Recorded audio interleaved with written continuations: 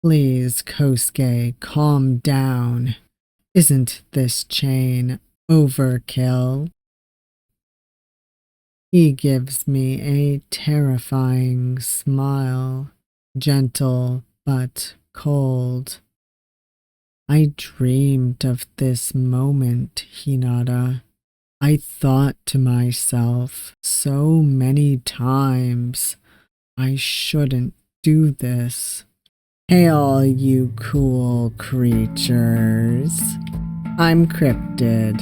Welcome to the CryptidPlays YouTube channel. And today we are playing the full version of Fearbonding, which if you recall we played the demo, which was about the fear-eating demon who meets a man who is a yandere.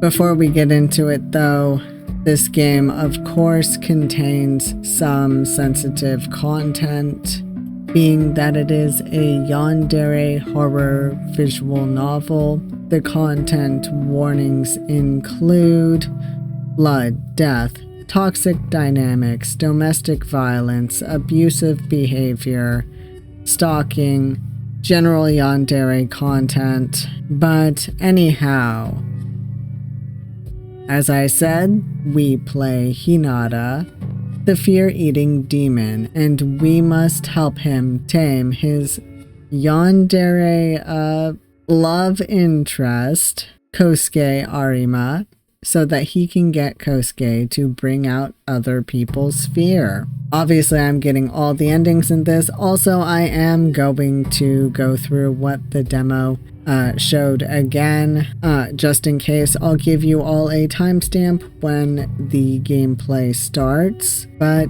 yeah, without further ado, let us go tame our yandere. Alright, like I said in my intro, we are going to go through what the demo showed us, so I will give you a timestamp to skip to if you've seen it before. But if you want a refresher or you're new to this visual novel, stick around and see how Kosuke and Hinata meet. Anyhow, yeah. I'm hungry.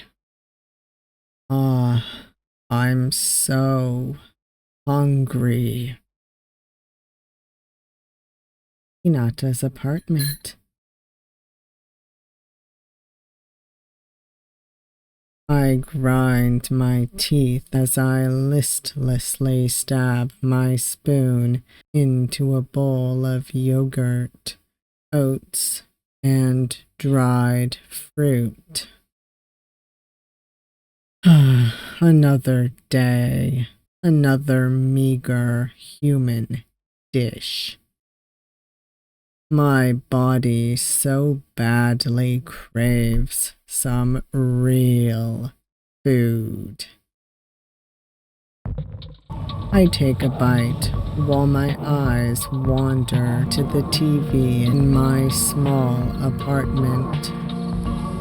A chuckle escapes my lips as I watch a man scream for his life on the screen. If this was a real murder scene, his fear would be overwhelming my senses. Sweet, viscous, and potent enough to send me headlong into an electrifying high. I feel shivers down my spine just imagining it. Oops, I'm already drooling. Not good. I wipe my face with a tissue and sigh. This must be how humans feel when they watch a food commercial. My craving for fear intensifies again. Thankfully, it's time to head to work anyway. Hopefully we get to transport some terrified patients in the ambulance today. I hum and playfully spin my keyring around my finger as I leave.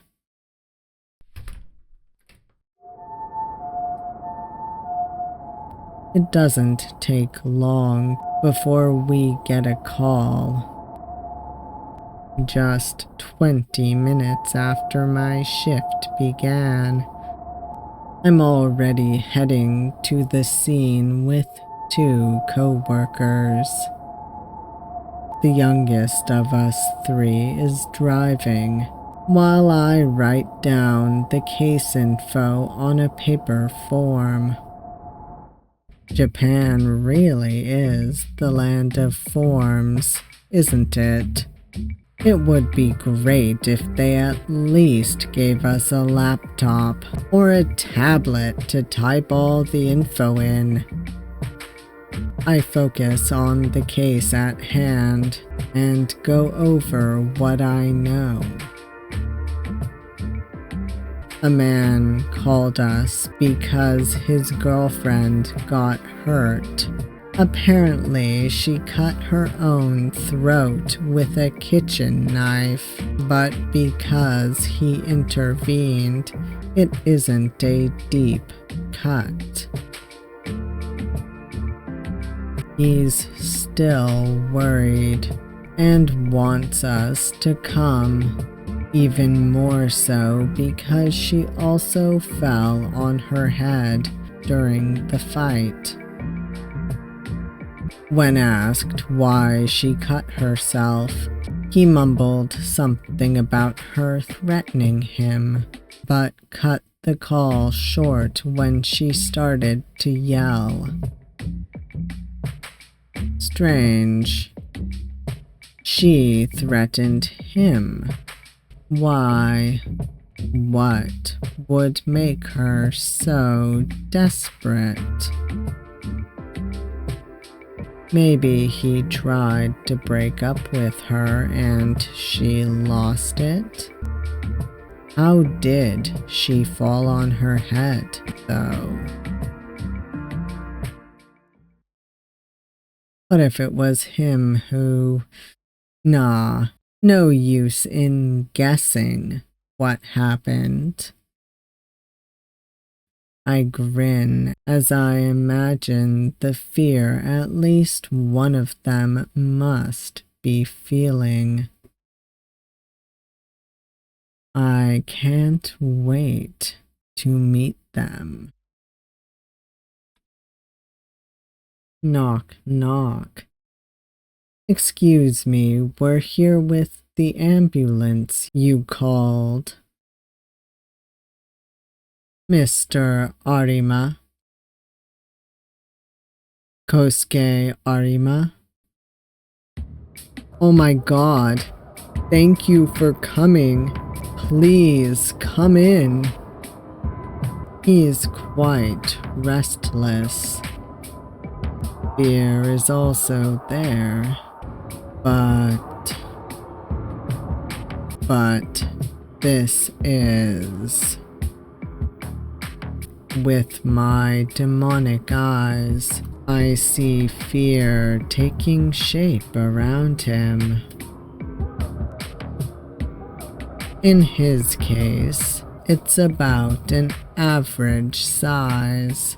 The viscous, ink-like liquid is turning into multiple arms reaching outward, with a static noise-like pattern on them. Isn't this fear of abandonment? I suppress the urge to lick my lips. This guy is mainly worried about himself.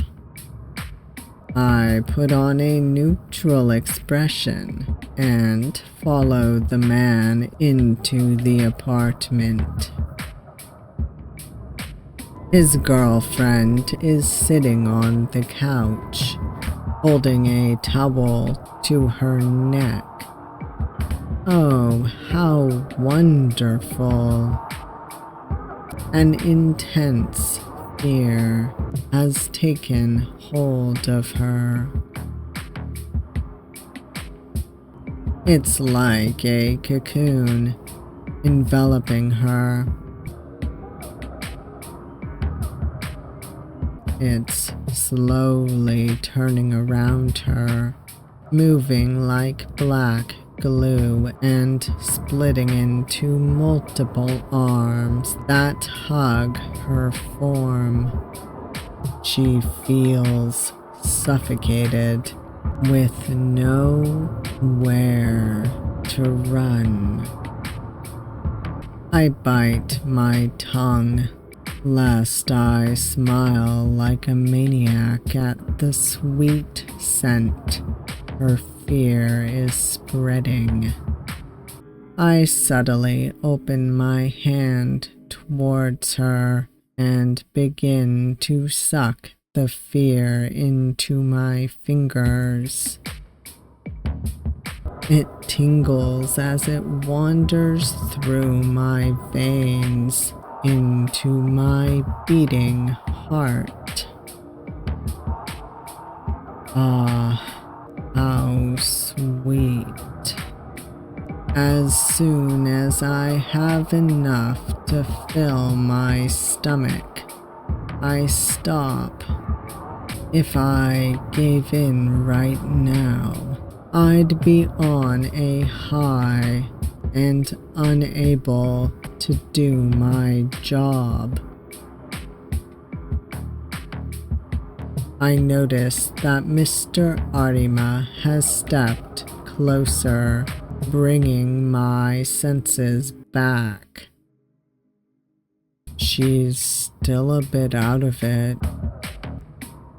You mentioned she hit her head. Yes, she fell when I tried to take the knife away. Can you confirm that, madam? She slowly nods, but her eyes remain unfocused.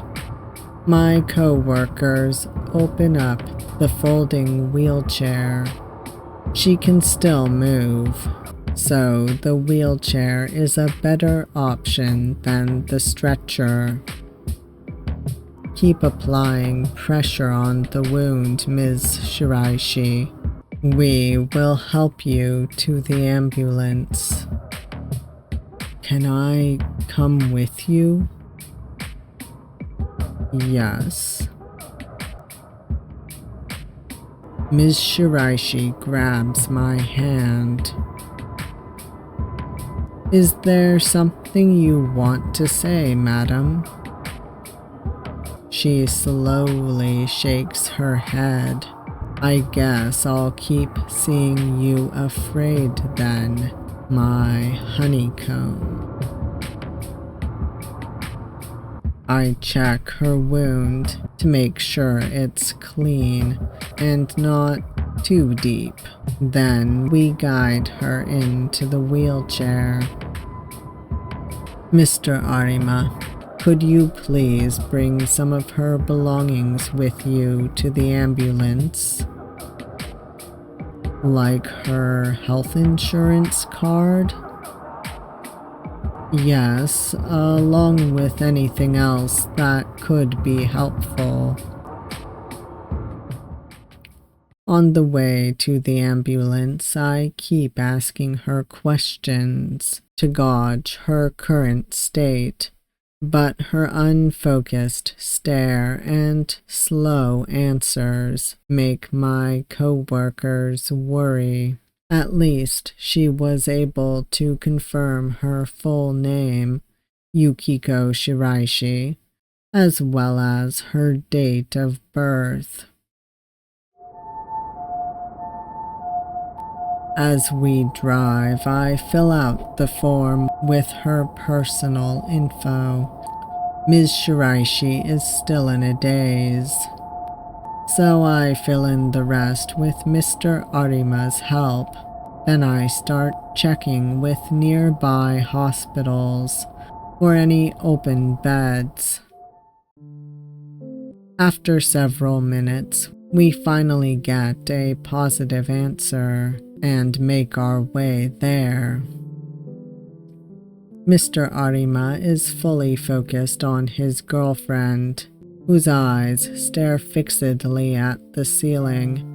She won't even let him hold her hand when he tries to gently clasp it. You two just make me even more curious about what happened.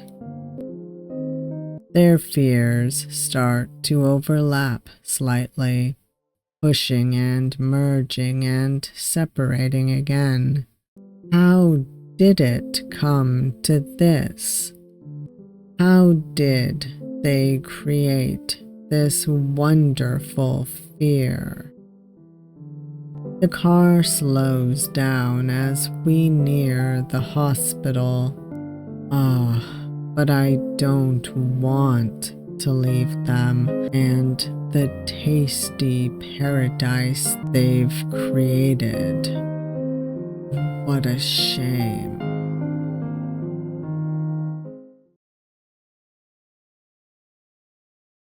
Back to the apartment. After a long day at work, I'm back home.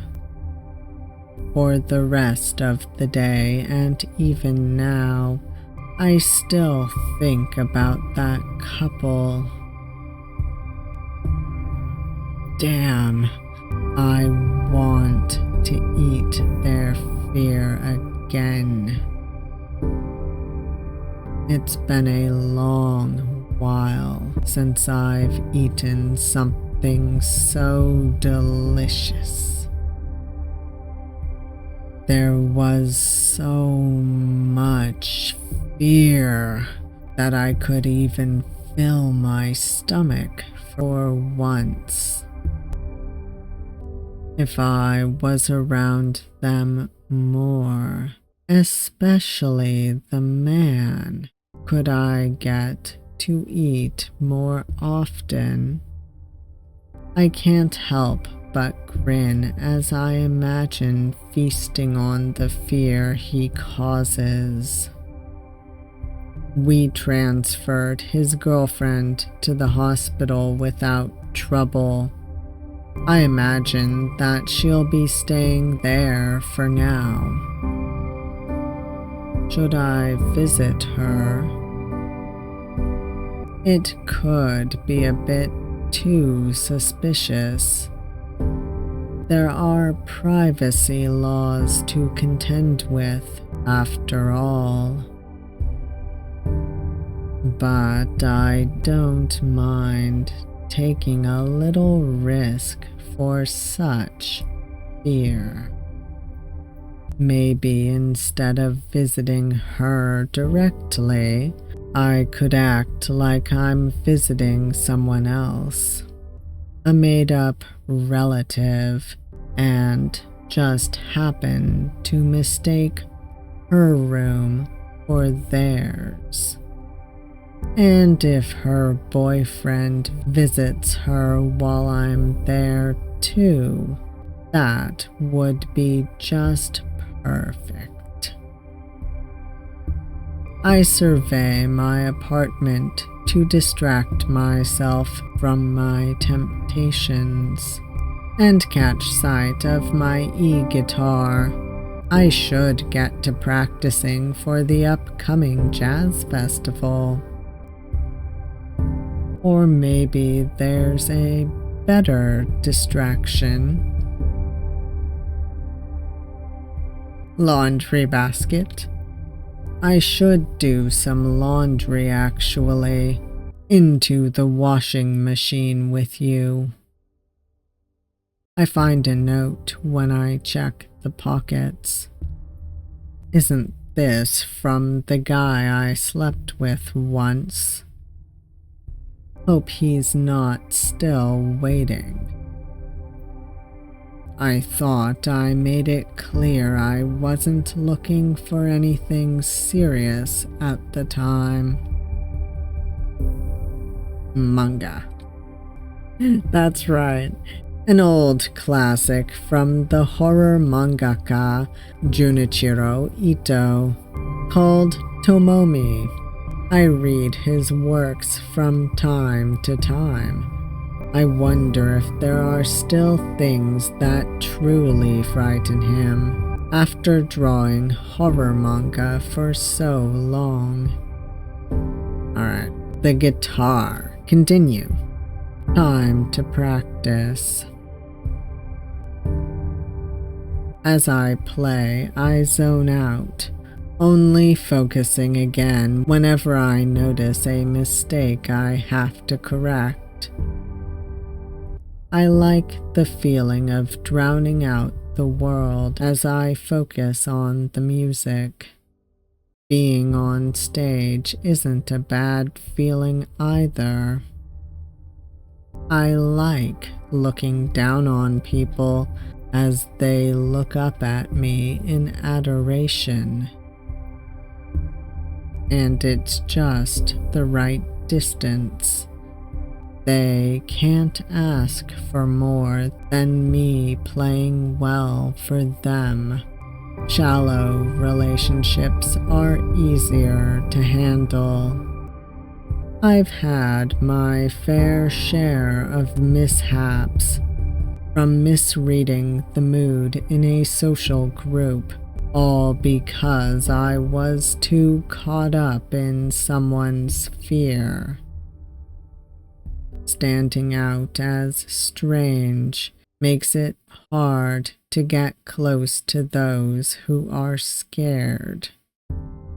Exactly the opposite of what I want. Ugh, who could it be? I want to see you.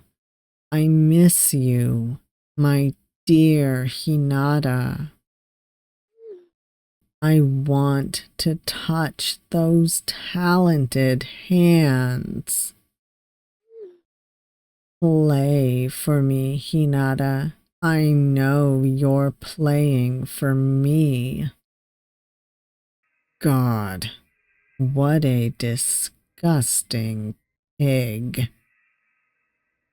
It must be the same lunatic from before. I've already blocked various numbers he's used and discussed the issue with my bandmates. He's using a lot of burner phones, so it's hard to locate him for the police. I started to get these messages right after one of our performances, and they mention my hands and guitar a lot, so I suspect it's an unhinged fan.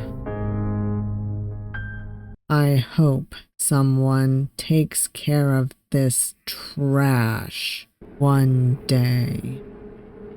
Man, now I don't want to practice anymore. I put away the guitar, turn off my phone, and set a separate alarm clock to wake me up tomorrow. Hospital. I really ended up here on my day off. I can hardly believe myself.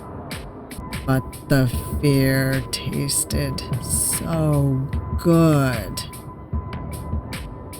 I even went as far as posing as her friend to ask for her room number at the hospital counter. Ah, fuck it.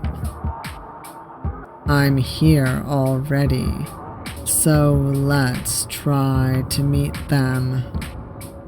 As I get closer to the room, I slow my pace.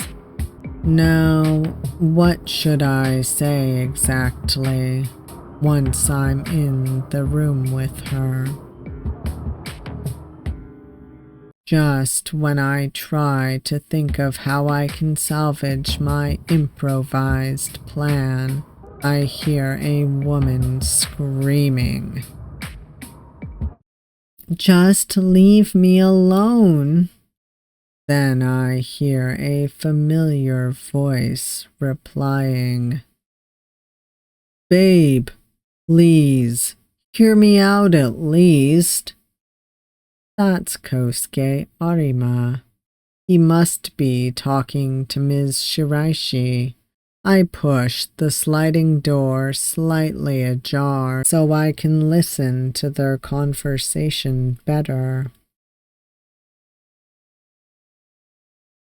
"No, my mind hasn't changed. Let's break up." My eyes widen as they fall silent. So when we visited them, she didn't threaten him because he wanted to break up. Instead, perhaps he wouldn't accept her wish to break up. "I beg you, please, don't do this to me." I can hear him whimpering. "I can't do this to you? What about what you did to me? All these weird presents of yours. Do you know how suffocating it is to be your partner? Get out, or I'll call the hospital staff." But, no but. You're insufferable. You always argue from your point of view, your own goddamn needs and insecurities, but you never consider how I feel. Do you even know how long it's been since I've met up with friends or family because of you? But I did so much for you. See? This is what I mean. You don't even get what you're doing. God, I pity your future partner. Now go."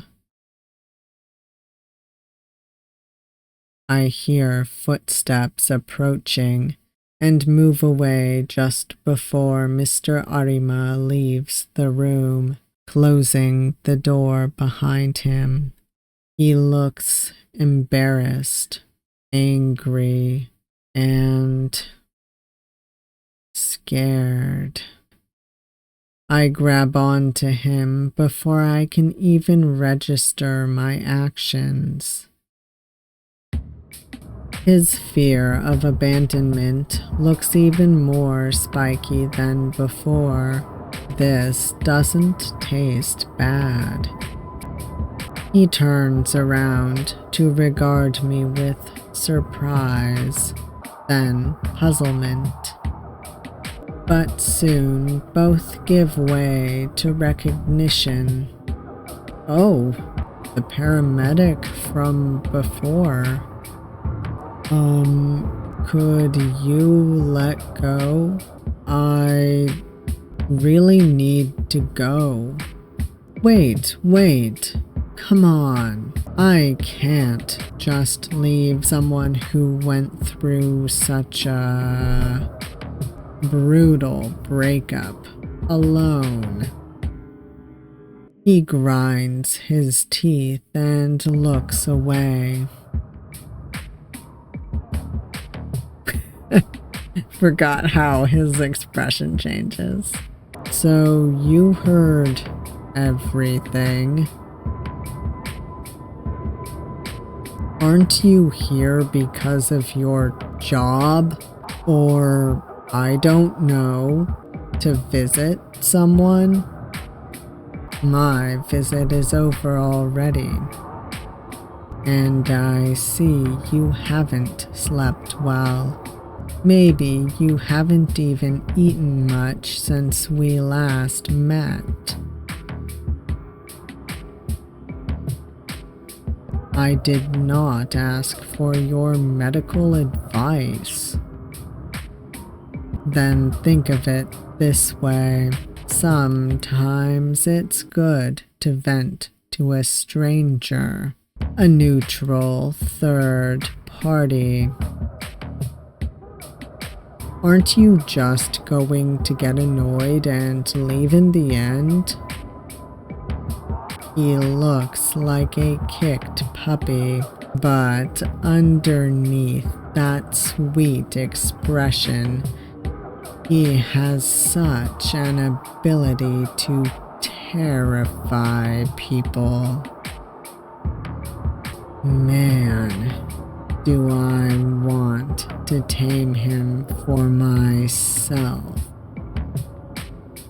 Nah, I'm a good listener, and the drinks are on me.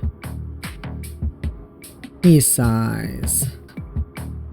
Maybe it's better to not be alone right now. He gives me a sad smile and nods.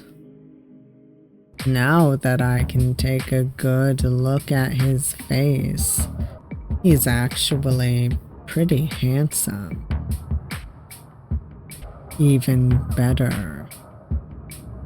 He follows me dutifully as we leave the hospital. What a great first step to acquiring my new hunting dog. We enter an izakaya restaurant that offers grilled yakitori chicken skewers and other foods that go well with alcohol. It's a bit rowdy, but to me it's a comfy place. Other regulars are here too, like university students and men in suits who come here regularly right after work or classes. The staff greets us as we enter, and the smoky smell from the grill fills our noses. A waiter leads us to a table in the corner, and we take our seats. As I open the menu, I notice Mr. Arima isn't even glancing at it. He's lost in a vague, broken stare. That must be why it was so easy to convince him to follow me. What do you want?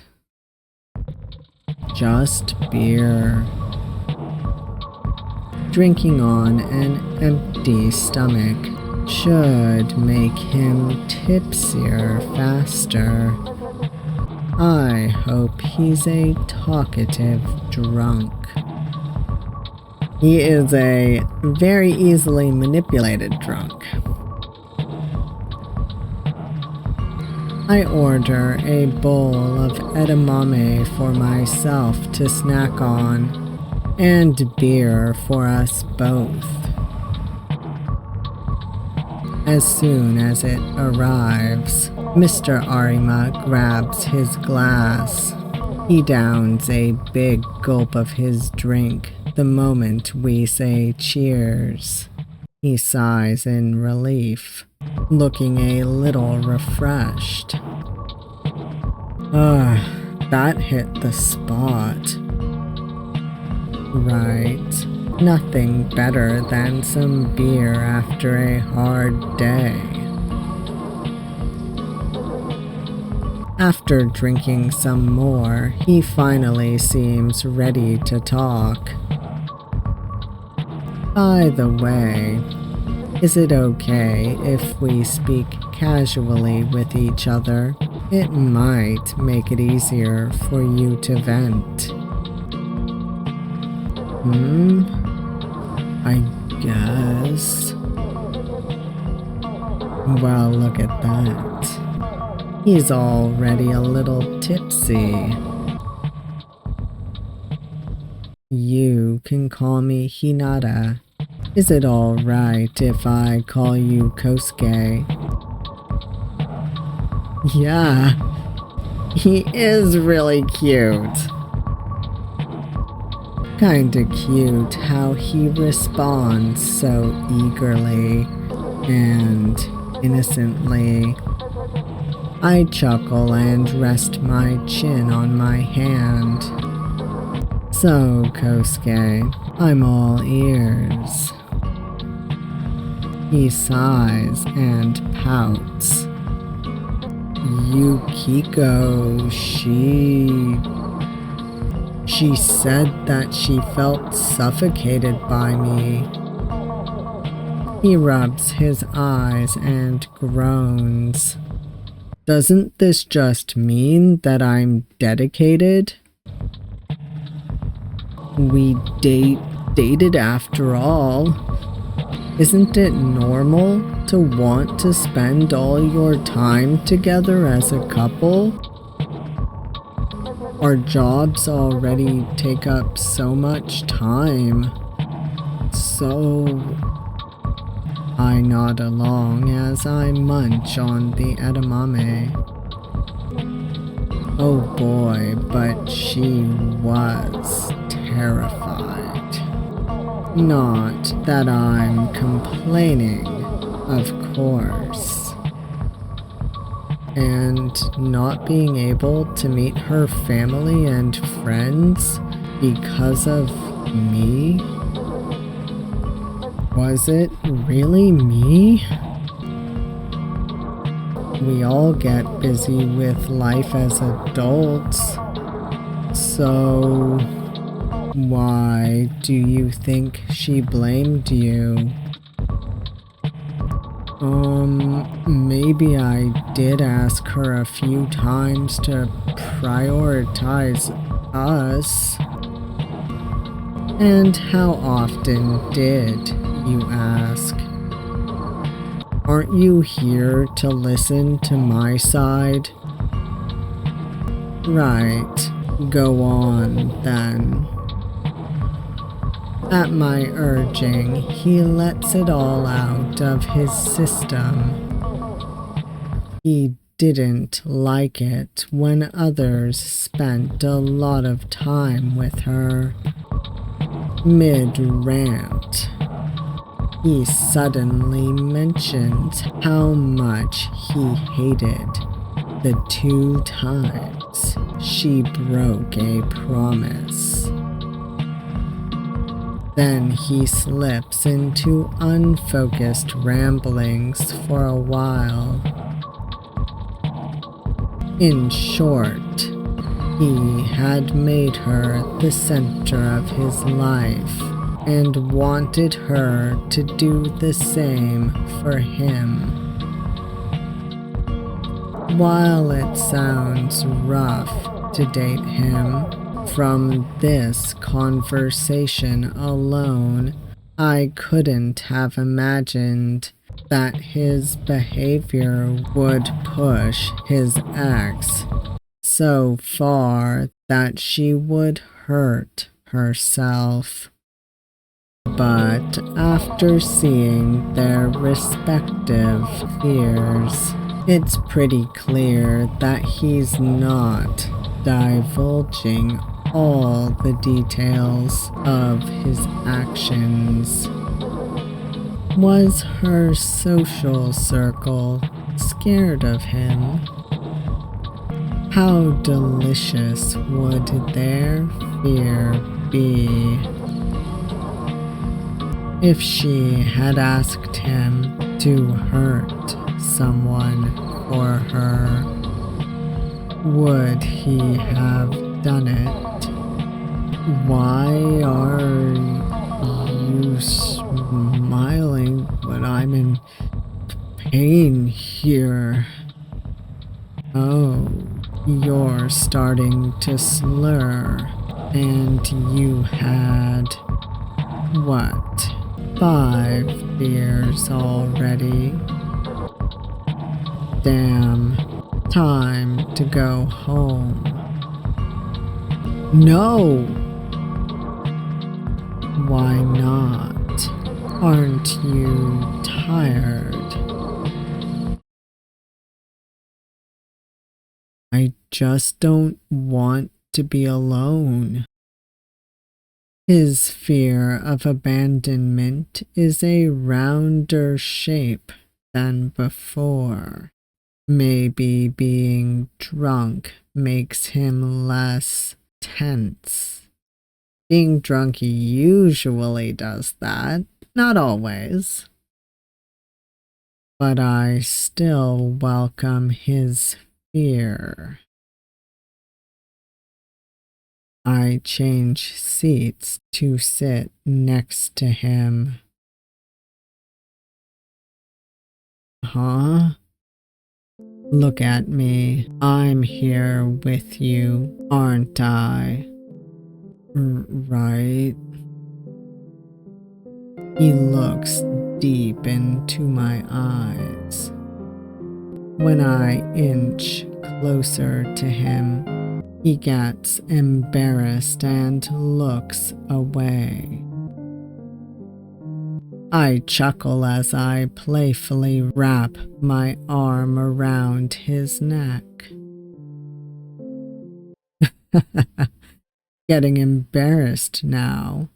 How cute.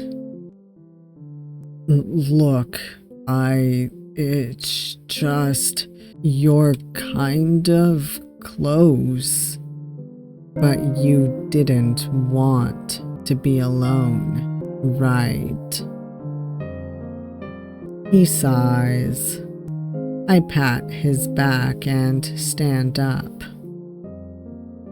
I'll walk you home so you can have a bit more company, all right?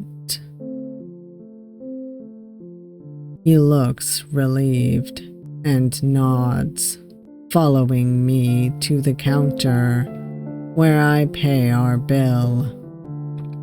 Wait, I can pay for myself.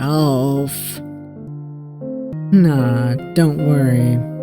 I told you drinks were on me. Making him feel indebted should make it easier to meet up again. As we leave the izakaya, his eyes scan me up and down. Why are you looking at me so intensely? It's just the first time someone kind of escorts me, I guess. Wait, that came out wrong. What I mean is... Go on. He covers his flustered face with his hand.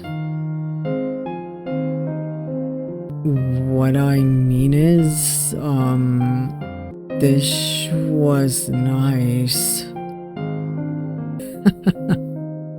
You're welcome.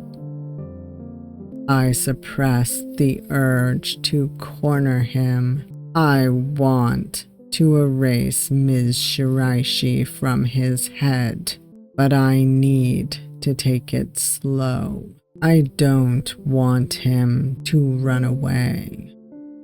How long will I need to wait until I can take her place? Is a romantic relationship the way to tame him after all? What's the best way to get to your place from here? Why? Relax. I'm just walking you to the station, or a taxi, if that's what you prefer. He pouts and tries to explain how he'll get home, but he's too drunk to make much sense.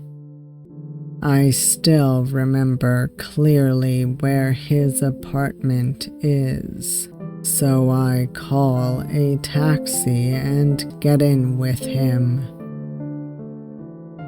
When the taxi sets off, he leans on my shoulder as his eyelids start to close. How defenseless. I pat his head, to which he responds by nuzzling even deeper into my neck. I can hear him whimpering, "Don't leave me." I'm conflicted.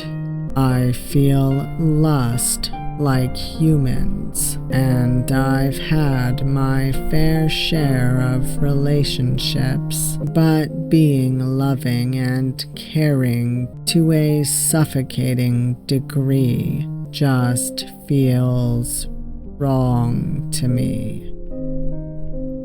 But on the other hand, I now have this potential hunting dog who is so scared to be left alone that even his own fear is enticing, let alone the fear he causes in others. How ironic. To survive, I need to eat fear, but because of it, I regularly get into dangerous situations, just like this one. This huge dog had better be worth it. I pinch his cheek, which makes him groan and slowly push my hand away. After a while, we arrive in front of his apartment building. When I see him staggering to the entrance, I sigh and lend him a shoulder as we walk towards his apartment door. Kosuke's apartment. He gets his keys out after a few attempts, and once we're inside, I sit him down on his couch. When I turn to leave, he grabs my hand. "Kosuke, I'd like to get home too." "I still feel down. Can you hug me?" I push my hair out of my face and reluctantly smile at him as I open my arms. He immediately hugs me, and his nails slowly dig into my back. His sweet tone from before was gone. Now it's deeper and threatening. "Will you stay by my side? Will you be different from the others?" I grind my teeth. Oh boy, he's strong. I might even be a little scared, but I instinctively feel a rush whenever I notice fear. It takes a lot of willpower to suppress the urge to provoke him. "Yeah, I will." on some conditions. Conditions? Don't worry about it for now. He hugs me even tighter. Oof, please. Can you let go for a moment? It hurts. But you're gonna leave too, right? How about we exchange numbers then? He lets go and looks at me with joy. Really? As if I would ever let you go, you crazy, possessive dog. He obediently gives his number and saves mine and smiles at me as I say goodbye.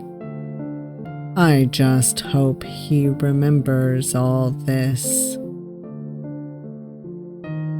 With a spring in my step, I leave the building, and my phone vibrates almost immediately. My elation vanishes when I realize it's not from Kosuke.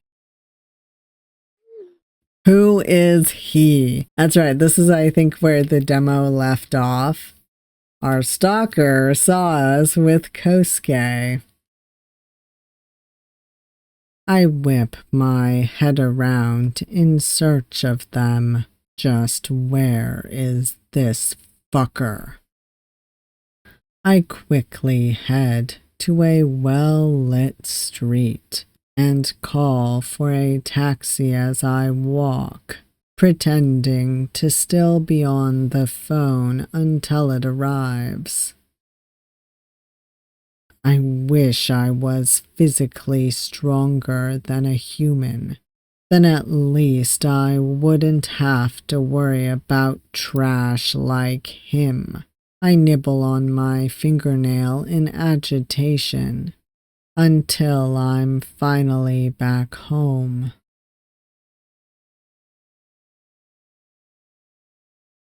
Once I'm there, I immediately grab my e-guitar. I need to distract myself.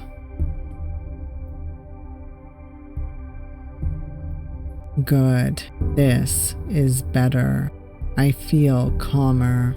Let's just sleep for today while that lasts.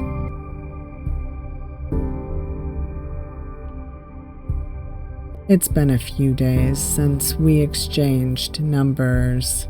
He always responds to my messages, but anytime I try to make the conversation a little flirtier, he sidesteps or ignores it.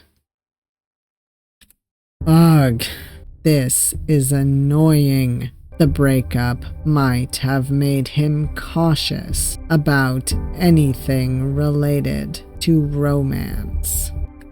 Approaching him directly isn't working. Time to take another little risk. What are we gonna do? I still remember Ms. Shiraishi's address, so I've decided to accidentally bump into her on my day off. She should be out of the hospital by now. She was able to clearly articulate her words when she broke up with Kosuke, so her fall on the head shouldn't have left any long-term damage. I walk around the area for a few hours. I don't see her in the small supermarket nearby, nor waiting at the bus station. I hope she's not gone on vacation or something. After a while, my feet need a rest, so I look for a place to sit down. When I find a bench, I realize that there's already a woman sitting there, lost in a fit of weak, trembling sobs.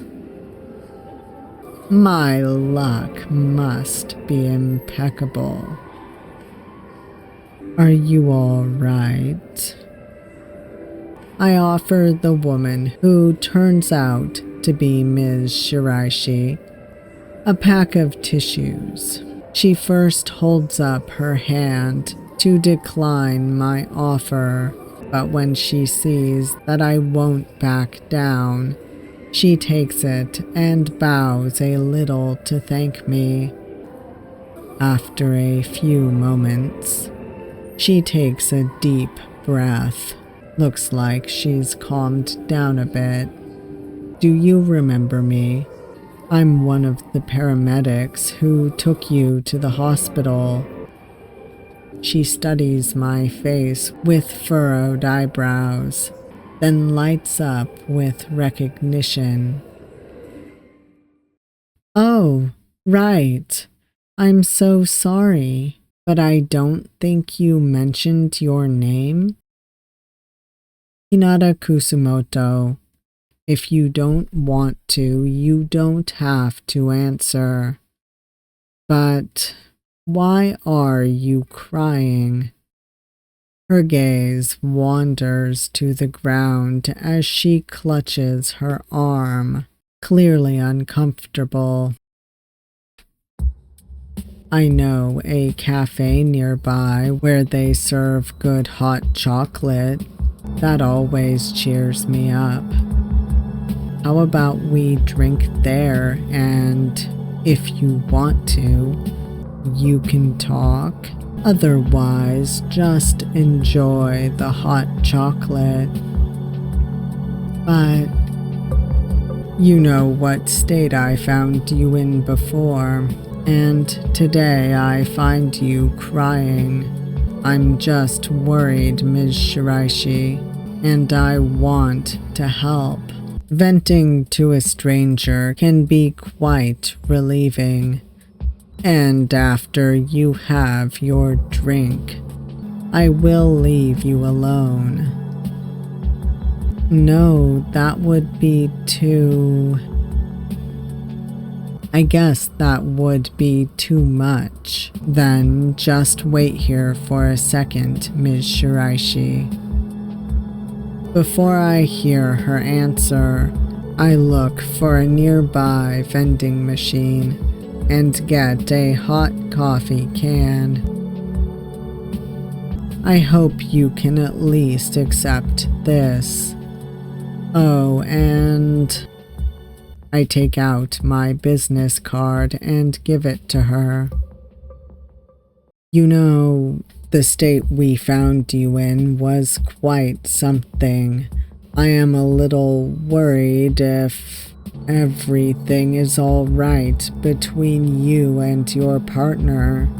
If you ever need more information for a difficult domestic situation like yours, call me and I can find you the right specialists to help you out.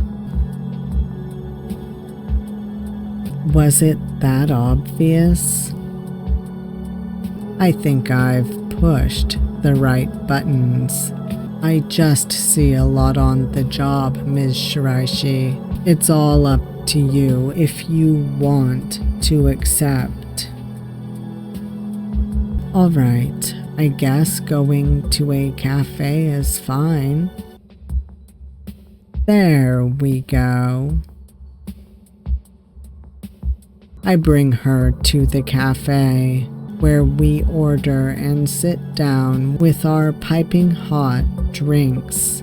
The steam rises as Ms. Shiraishi warms her hands on the mug. I wait for her to talk. Today I just couldn't stay home. Too many memories with him there. But when I was outside and took in the fresh air, I just broke down. And then you found me. She takes a sip, quivering slightly as she frowns with closed eyes. The day you met us, I'd had enough. It was a late wake-up call, but at least I realized it, I guess. He can be sweet and caring, but he is also a very jealous man, to the point it becomes hard to keep friends. And when you rely too much on one person, they can do a lot to you.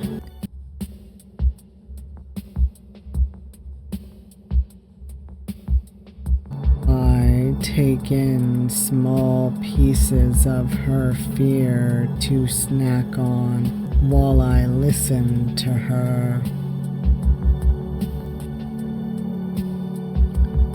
The fear isn't as intense as on the day of the emergency call, but still delicious. I try to think of how I can lead the conversation towards Kosuke's triggers while still appearing caring. When do you think he started to change? Was there an event that set him off? She scratches her mug as she sorts through her memories. I think it started with small things. One time he was angry that I asked someone else for advice instead of him. But he was sick at the time. I just wanted him to rest. Even when I told him that, he continued to be angry and less responsive for 3 days. Maybe he felt threatened when he realized she didn't need him as much as he thought. It would make sense for someone with such an intense fear of abandonment as him. And then it felt like I had to ask for permission for everything, even when I wanted to go on a day trip with friends. A day trip with female friends, of all things. I just felt stupid that I had to walk on eggshells all the time. By the way, sorry if my voice is a little weird. My allergies started acting up, so at first I just wanted it to be peaceful between us. Only when my friends asked me how I'd been the last 2 months did I realize there was something wrong. In the past, I met them regularly for a coffee, or called them if I didn't have time. But I hadn't done that for a while, and then it just escalated. I lowered my voice to the point of hurting yourself. She bites her lip and nods. I try to maintain a worried expression, but it's a little difficult when I feel so elated from eating her fear. How is it now between you two? I actually broke up with him. I only had the courage while I was in the hospital. I always had my finger on the call button for the nurse, just in case. That's amazing, Ms. Shiraishi. How did he take it?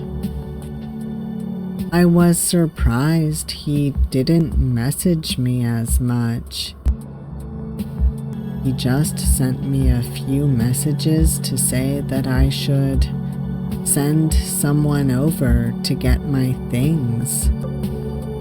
It feels like he's busy with something else or someone. Or his pride is hurt. I don't know. I fully expected he would give me hell. Maybe I'm distracting him from thinking about her. Good sign for me. Have you told your friends about this? It's hard. While I was going out with him, some of them said that he felt off. Others said he was very nice. I just can't bring myself to tell them the full extent of how he hurt me. I think we had a short training course on the job about domestic violence. What did they say we should do? Don't beat yourself up. This isn't your fault. Her face crumples into tears. She silently cries as she takes the tissues I offer, her body shaking from her sobs. I think with that, I've earned her trust. I wonder how he fell for her.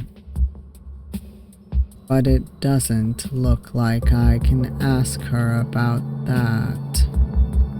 For now, at least, I understand that he's jealous, possessive, and dislikes anything that could imply that he is replaceable.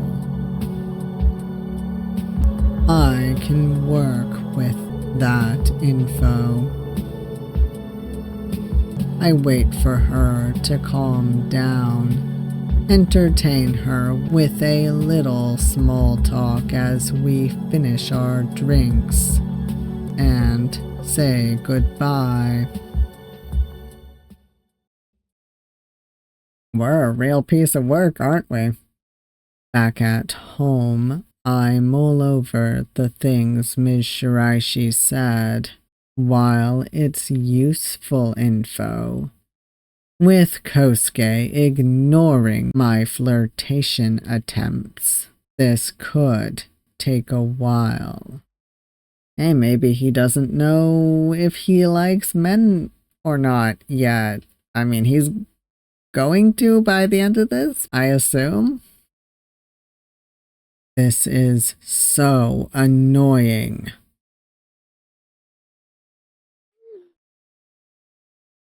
Ah, stupid stalker. I miss you. When will you finally be mine? Stop giving me the cold shoulder. I groan and almost throw my phone at the wall. I need to go outside and freshen up.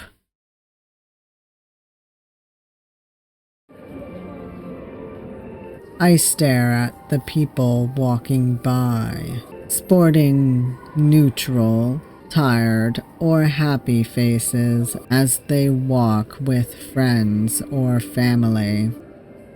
I grind my teeth at them all, until I spot a little boy staring at a big dog waiting patiently before him. The boy's parents try to encourage their son to pet it, but I can see his fear, teeth and vicious eyes surrounding him.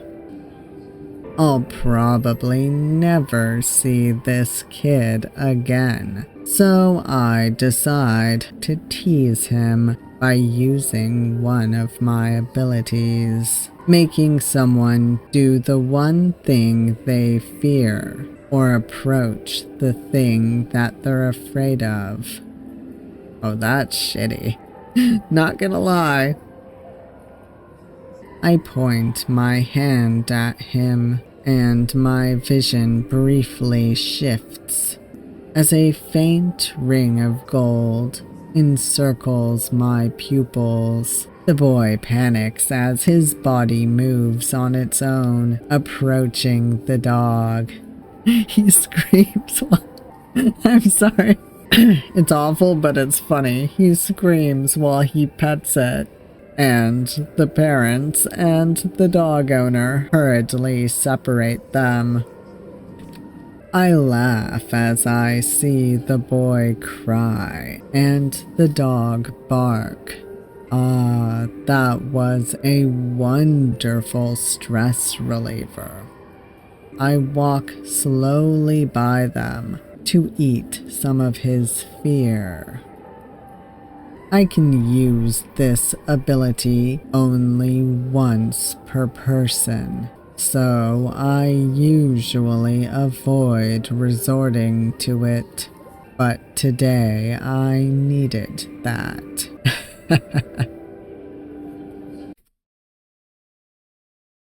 Back at the apartment. During the last few weeks, I was able to change Kosuke's mind about me by making myself seem dedicated and accepting of his flaws.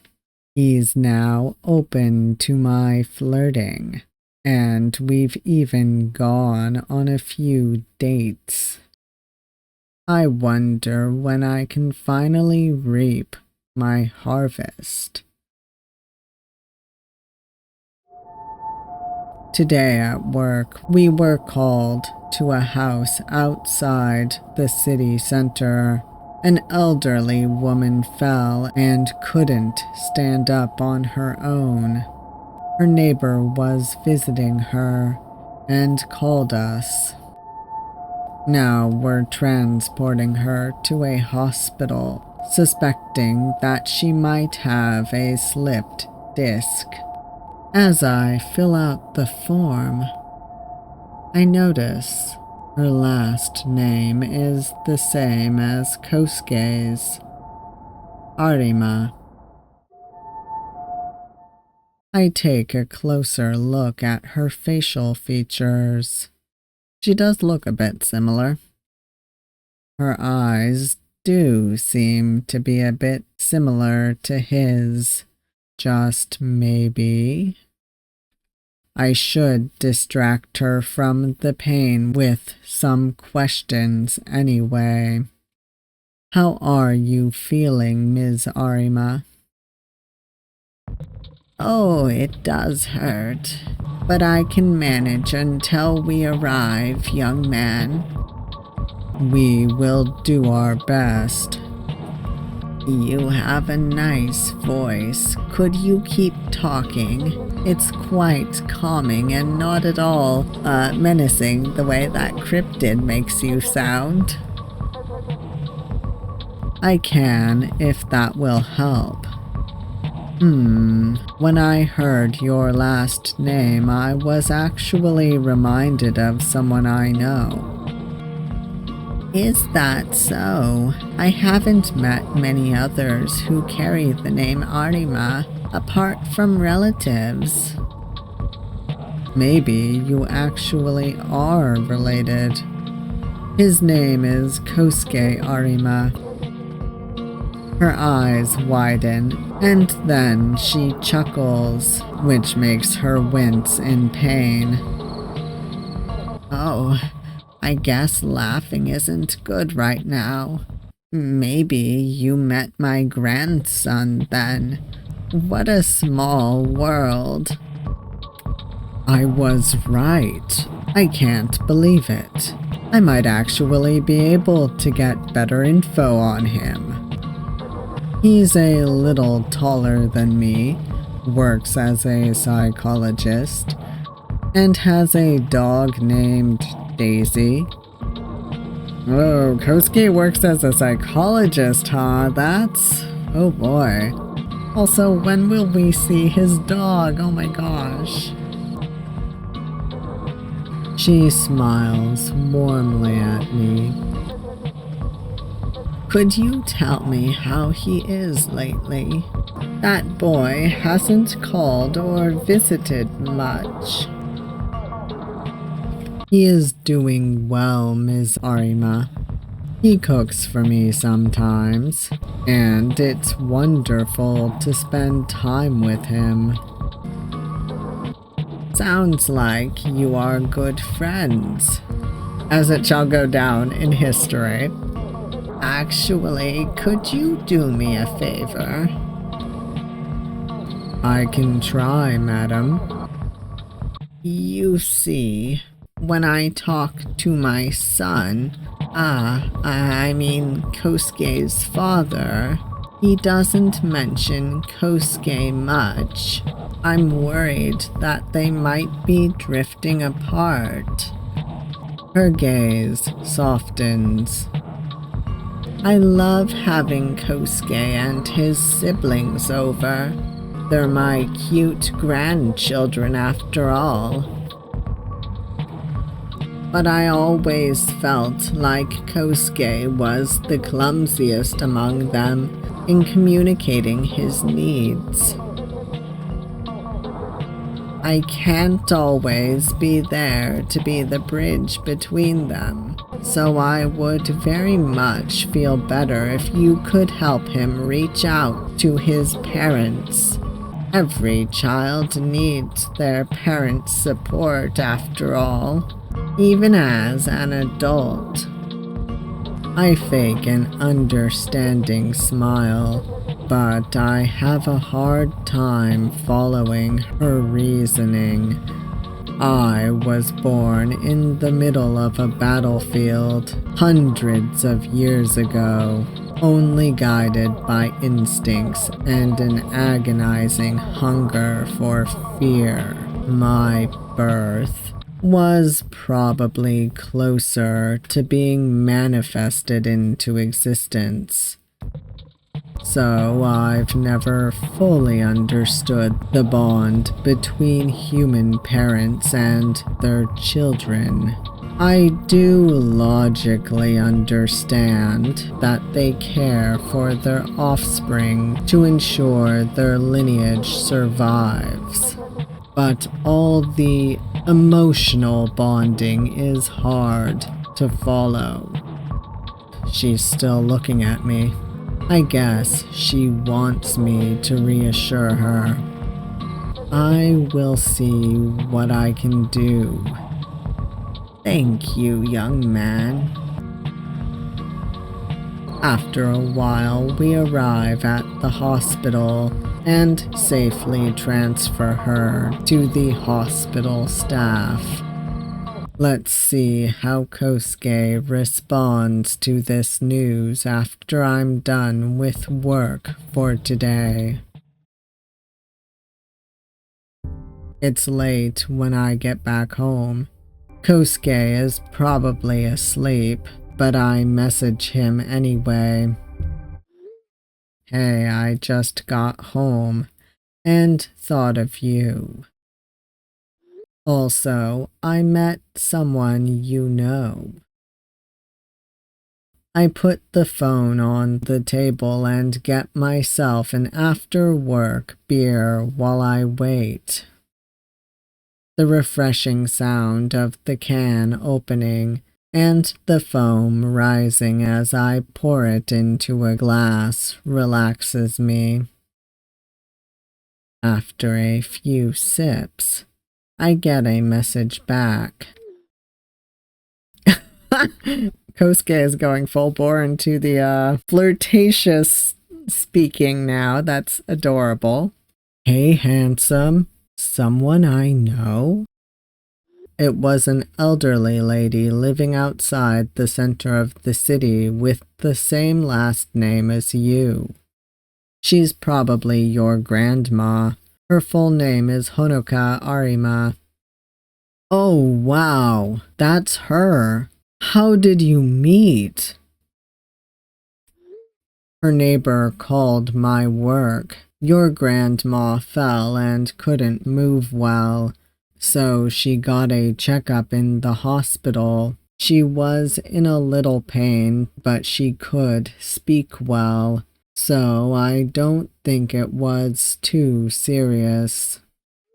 Wait, are you sure? This is a lot. She'll probably contact you or your parents soon. I told her I know someone with the same last name, and we started talking. She's actually a little worried about you. That's just how she usually is. I want to ask him about his relationship with his parents. How should I do this? Will he just change the subject?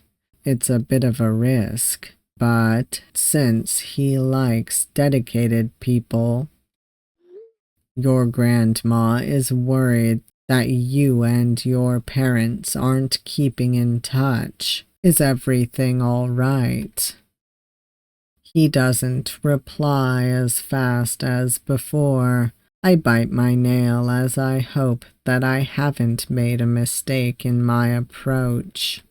My parents are very matter of fact. Casual conversations aren't easy with them. That sounds complicated, I think. Act like a compassionate human, Hinata. Okay, Hinata is kind of growing on me. For as terrible as what he is, he's kinda cute, and so is Kosuke. Your grandma really wanted you guys to meet up again. If that's difficult for you, I don't mind accompanying you to meet your parents. I don't know. I'm always there for you, Kosuke, and I am pretty serious about us. So if you need support, you can count on me. There. This should sound like the dedicated and loyal person Kosuke wants. You really are a blessing, Hinata. I need to think about this, but please know that this means a lot. I'm really happy we met. I don't know if you're gonna be by the end of this, though. I make a little fist pump into the air. A perfect outcome. Satisfied, I soon fall asleep. Kosuke calls me to his apartment on my next day off to talk to me in person about his parents. I think of a few encouraging and comforting words, and even have a small tissue pack ready. I think that's all I need for this.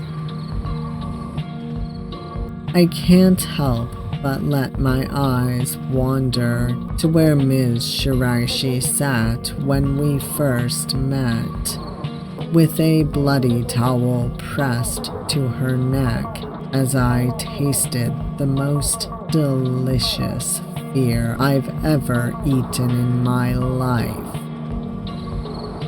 Kosuke guides me to the couch, and when we sit down, I lean onto him, pushing a strand of hair behind his ear as I hum, elated from the memory.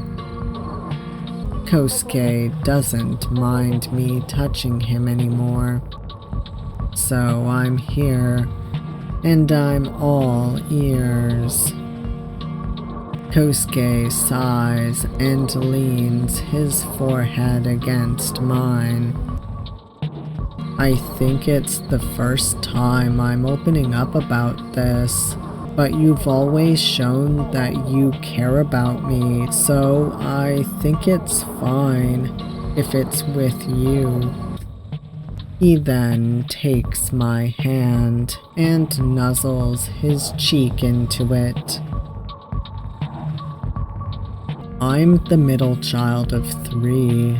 My older brother graduated from the highly regarded University of Tokyo, while I graduated from Kyoto University. He was always a step ahead. While I don't think I'm doing bad as a psychologist, it always felt lacking to my parents. Even if they don't fully say it, I can feel it. My younger sister might not have graduated from University of Tokyo, but she has her charm, and she's ensnared our parents' hearts as a social butterfly. All in all, I guess I felt like I didn't have a guaranteed place there compared to them. I think they also just might be a little afraid of me. Tell me, Hinata, do I seem intimidating? A little. He slowly pushes me down, looking at me with cold eyes that feel like an entrance to an endless abyss. His fear morphs into spiky arms and hands, complete with growing claws. Even though they can't physically touch me, they still try to dig into my arms. Kosuke, don't I always say that I am here for you? What does that tell you? I smile at him, ecstatic from slowly eating his fear. Wow, these two are matching each other's freak. My god. I guess I'm not. At least towards you. He caresses my cheek as he smiles coldly.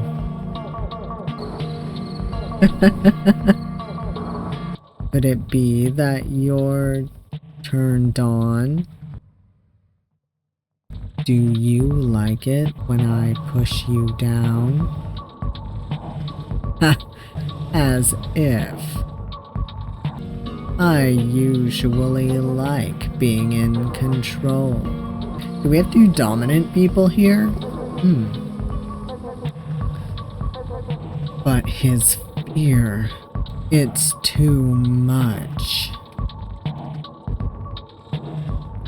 I grab his face and pull him down to kiss him, even biting his lip. He chuckles, letting go and sitting up. Let's stop this for now. I wanted to tell you about my parents, after all. Well, I guess, yeah, that would harsh the mood just a bit. I sit up as well and rest my chin on my hand. I do think that I react a little differently to some things compared to others. You don't say. Maybe my parents have a hard time understanding why I do certain things. People usually tell me a version of their story while leaving out details that seem too intimate to them or wouldn't be favorable to them.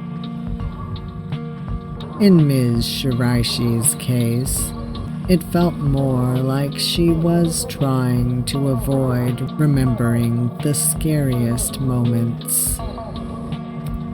In Kosuke's case, either he truly doesn't understand what's too much for other people, or he doesn't want to scare me.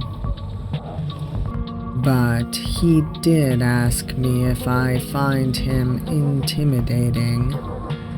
Isn't that a bit of a paradox?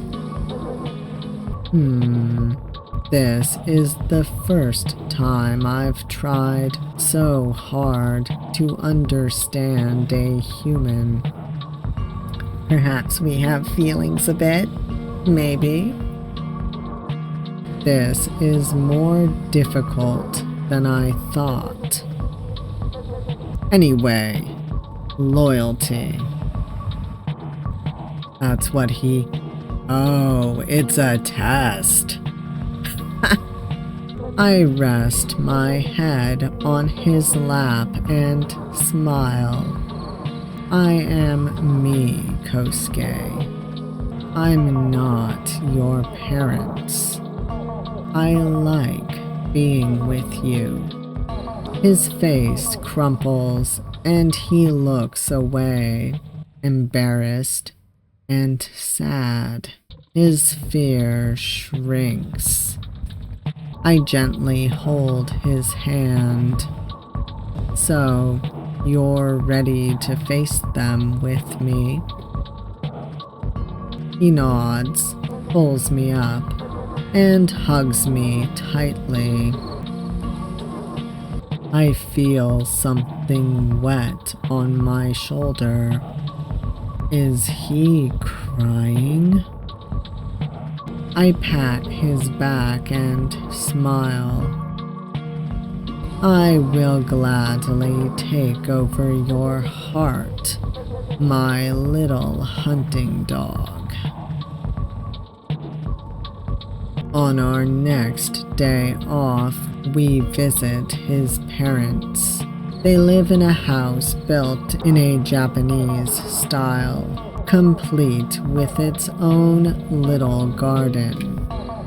Outside, they have a car and some bicycles, probably from when Kosuke and his siblings were younger and still lived at home.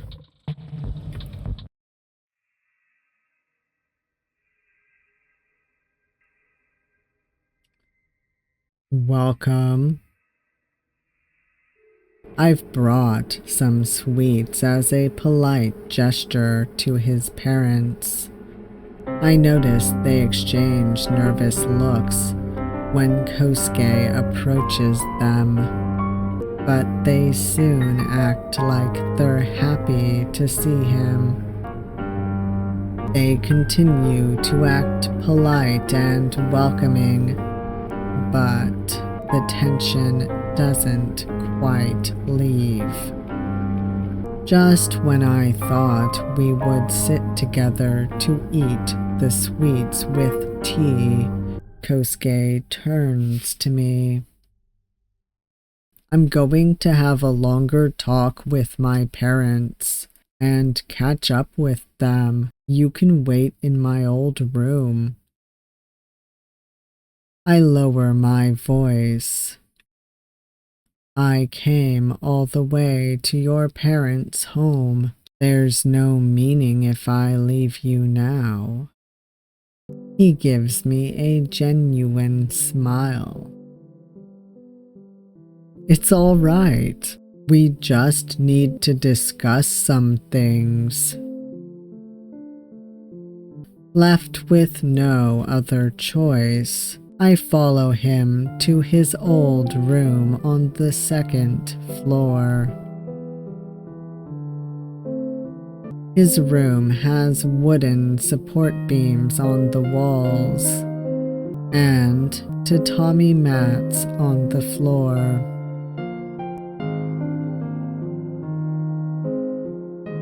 On them stands a single bed with a wooden frame and a polished wooden study desk with high school math books in the right corner.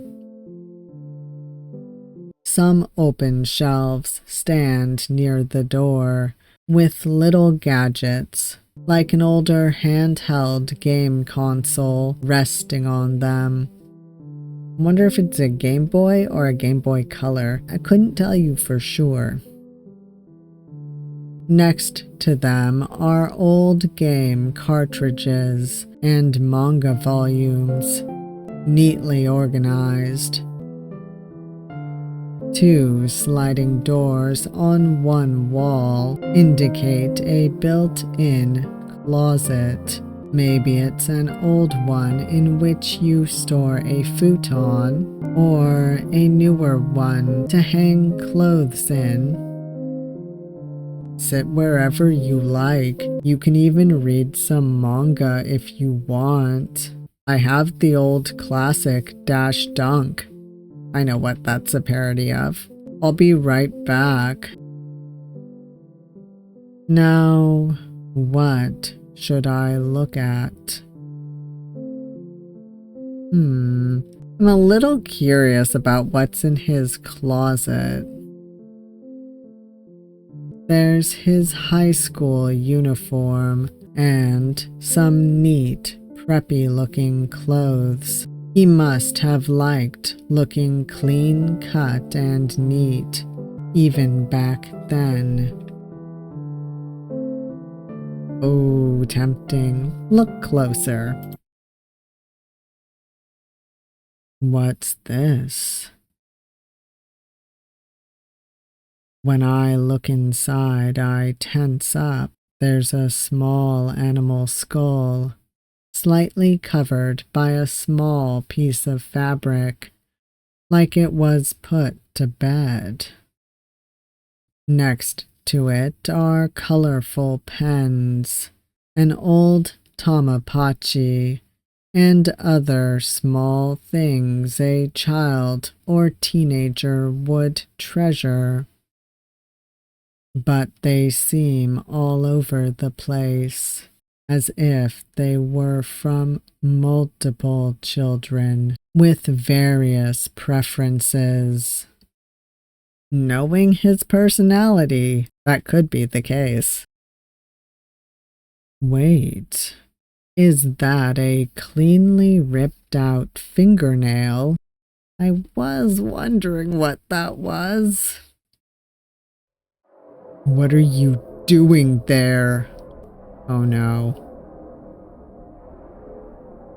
Before I can turn around, I feel Kosuke's hand digging into my shoulder. It's rude to dig into something hidden inside someone's home, don't you think? Kosuke. Why did you have to look at my old treasure? I thought you were the one. He's ready to tear me to pieces. If I don't say something convincing soon, I don't know what he'll do to me. But his hands are already on my neck. I desperately try to scream, but only a few words come out. Find me. Oh, don't worry.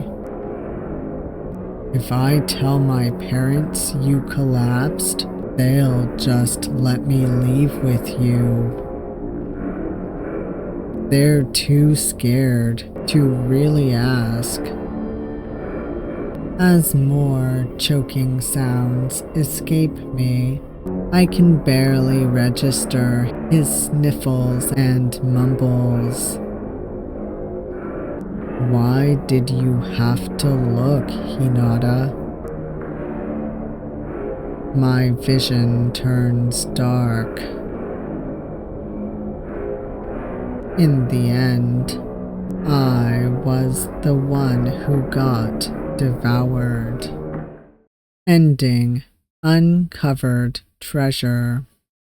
Well, I didn't expect to get an ending so soon, but there you have it, I guess. Alright, we are definitely probably going to survive now. What to look at now? Plastic cage.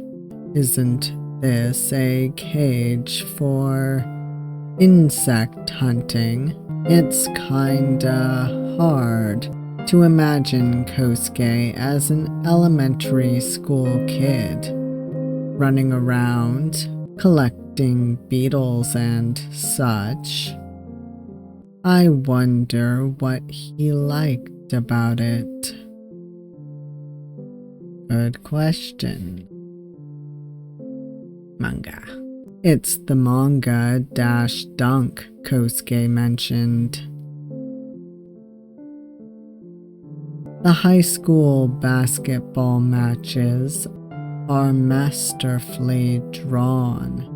I never went to high school, as I've looked like an adult since I was born, and never saw the need for it.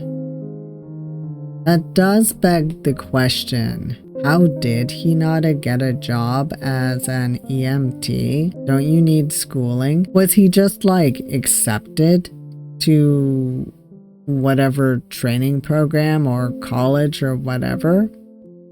I mean, I'm going to assume that maybe he had the right knowledge for it, judging by this. I gained my knowledge over the centuries by reading books, learning on the job, and watching humanity progress.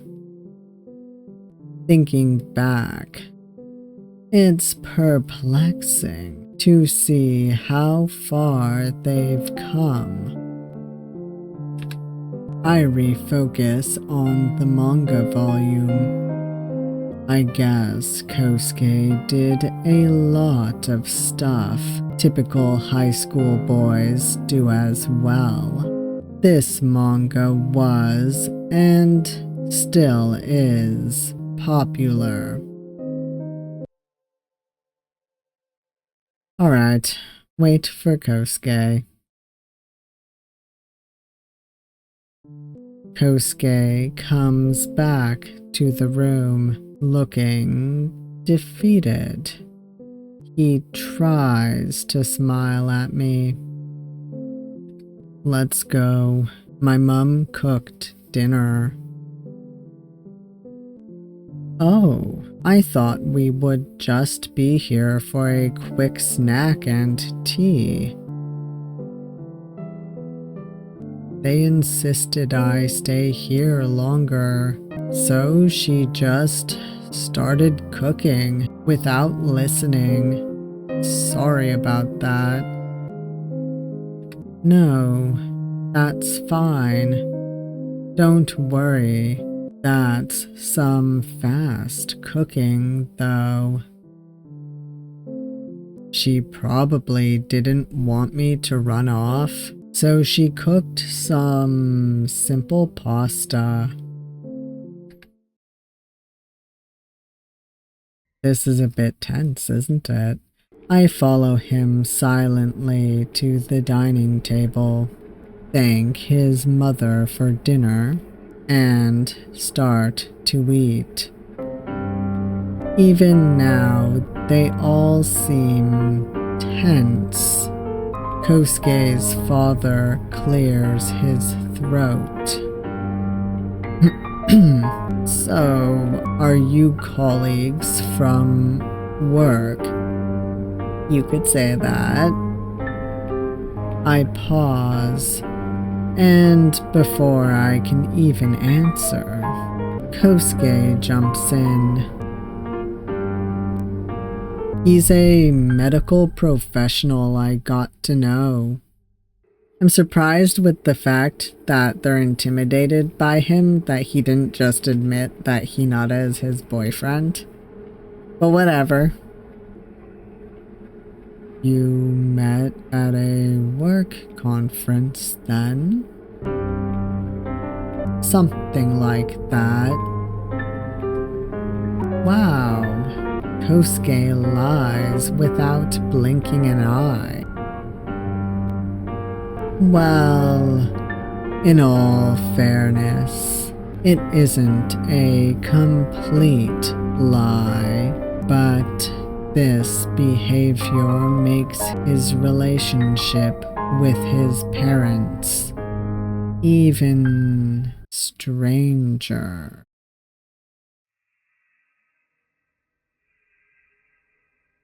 The angle, the way that the screen moves and stuff, it's actually a little anxiety-inducing.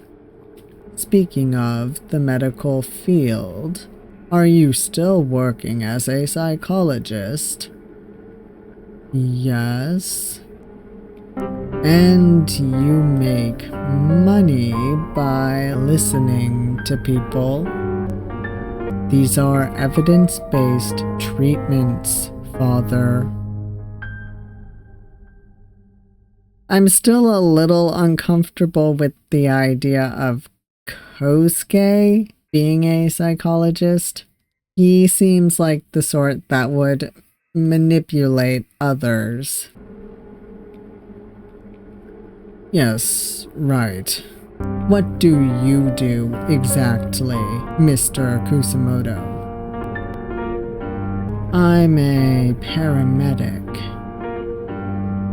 Oh, always right at the scene. Our oldest son is a doctor in a hospital, so we get to hear how particularly stressful emergency cases can be.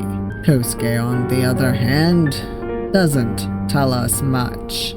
Well, you know, there is the confidentiality sort of aspect of psychology. It's confidential. You know that. You can be vague about your work, no. I see why he doesn't get along with his family. Kosuke is looking down at the table, clenching his fists and jaw. His mother speaks up. How about we talk about something other than work? How is Daisy, Kosuke? He immediately brightens up. She's great, lively and loyal like the golden retriever she is. I'm surprised you're able to take care of an animal now. We aren't there to clean up your messes anymore, you know. Kosuke's fear of abandonment appears. The arms are not only spiky, but also visibly glitching. Today they seem almost afraid to reach outward, while it makes for a fine snack. I need to concentrate and play my cards carefully to fully gain Kosuke's trust. I suspected Kosuke's relationship with his parents was bad, and I did come here to stand by Kosuke and earn his trust. But this is a lot to navigate. I can't stand my dog being intimidated by this weird old guy. But I don't know what I'm supposed to say in such an argument between humans. I'm going to go with let them talk first because I feel like it's the wrong decision. His father's gaze turns towards me. Maybe it's my responsibility to tell you. You know, Kosuke always had a fascination with what other children his age treasured. But he would go too far. No matter what we said, he would take. Enough! Kosuke's shout pierces my ears. A few seconds pass before his mother ends the silence. Maybe today isn't a good day. I agree. Let's go. Kosuke rushes outside, and I run after him. I soon catch him in the shadow of a tree. Kosuke, come on, look at me. He doesn't. He looks to the ground, refusing to meet my eye. I'm sorry, Kosuke. I thought I could do better. No, it's not your fault. Just, I need some time at home to calm down. I reluctantly let him go. After weeks with no reply from Kosuke to my messages and calls, I see that it was a huge mistake. I even asked my colleagues how I should go about trying to meet someone who doesn't reply to my messages. They only told me there's not much I can do. Shit, fucking damn it! During one restless night, I wander by Kosuke's apartment. Just where did I go wrong? Should I have been more accepting, more sympathetic? Is that the big difference between me and his ex? That she's a human who can actually understand his emotions better. I kick a pebble out of frustration and regret letting this golden opportunity go.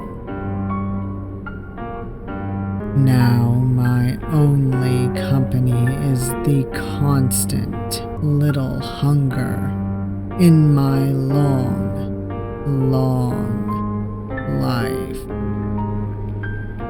Ending disconnect.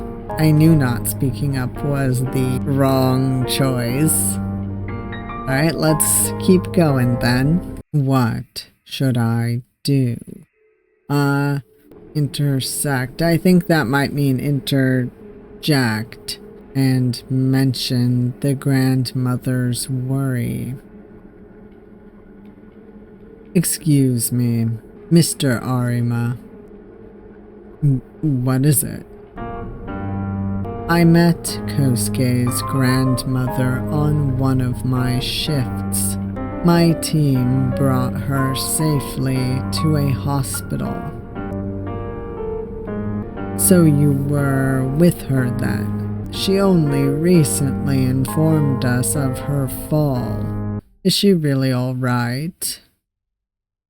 Yes. Well, while it wasn't a bad case, she was still in pain.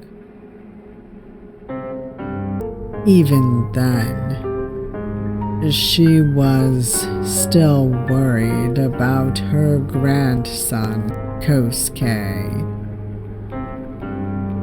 Why is it that a more distant relative is more caring towards Kosuke than his own father? You've done nothing but criticize him so far. Kosuke looks at me with widened eyes. At first in surprise, but then in thanks. Excuse me, but you don't know what we had to deal with raising him. We're his parents, so we have to guide him. I don't think I was out of line to do so. I guess Kosuke showed irregular behavior, even when he was younger. But that's exactly what I want. So screw this guy. He is an adult, sir, taking care of himself with a respectable job as well. I don't know what else you expect from him. Ha! Do what you want. You will come to regret it. Let's go, Kosuke. Kosuke presses his lips together as he looks at me with admiration and gratitude. Once we're outside in an empty alleyway, he hugs me. Thank you, really. I sigh and hug him back, even patting him in reassurance. The only one who gets to talk shit about you, Kosuke, is me. Ever since meeting Kosuke's parents, we've been closer than ever. Kosuke fully trusts me now and showers me with affection. I need to manage my mood much more because of it. It's become a norm for my current life to receive multiple calls and messages per day from him. And he regularly brings a flower bouquet and other gifts to our dates. I have no choice but to let his gifts and personal items accumulate in my apartment. It's already small, but he's taking up more and more space in it. Is this normal for human lovers? Or is this already going too far, even for them? He's invading. Whenever that thought crosses my mind, I get in a foul mood. I then look for an opportunity to make him jealous. I talk about imaginary people I spend time with, just so I can see and taste his fear of abandonment. In return, I get scratches and bite marks from him, born from his intense jealousy. It's such an annoying balance we have between us.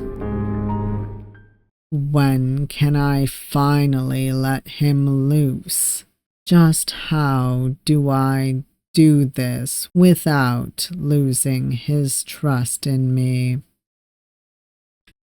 I sigh and prepare to go out. Today we have another date. I tiredly walk with Kosuke around the shopping mall. He's as excited and happy as ever. On the first few dates, he had a cute expression, but nowadays it looks unstable and overly euphoric.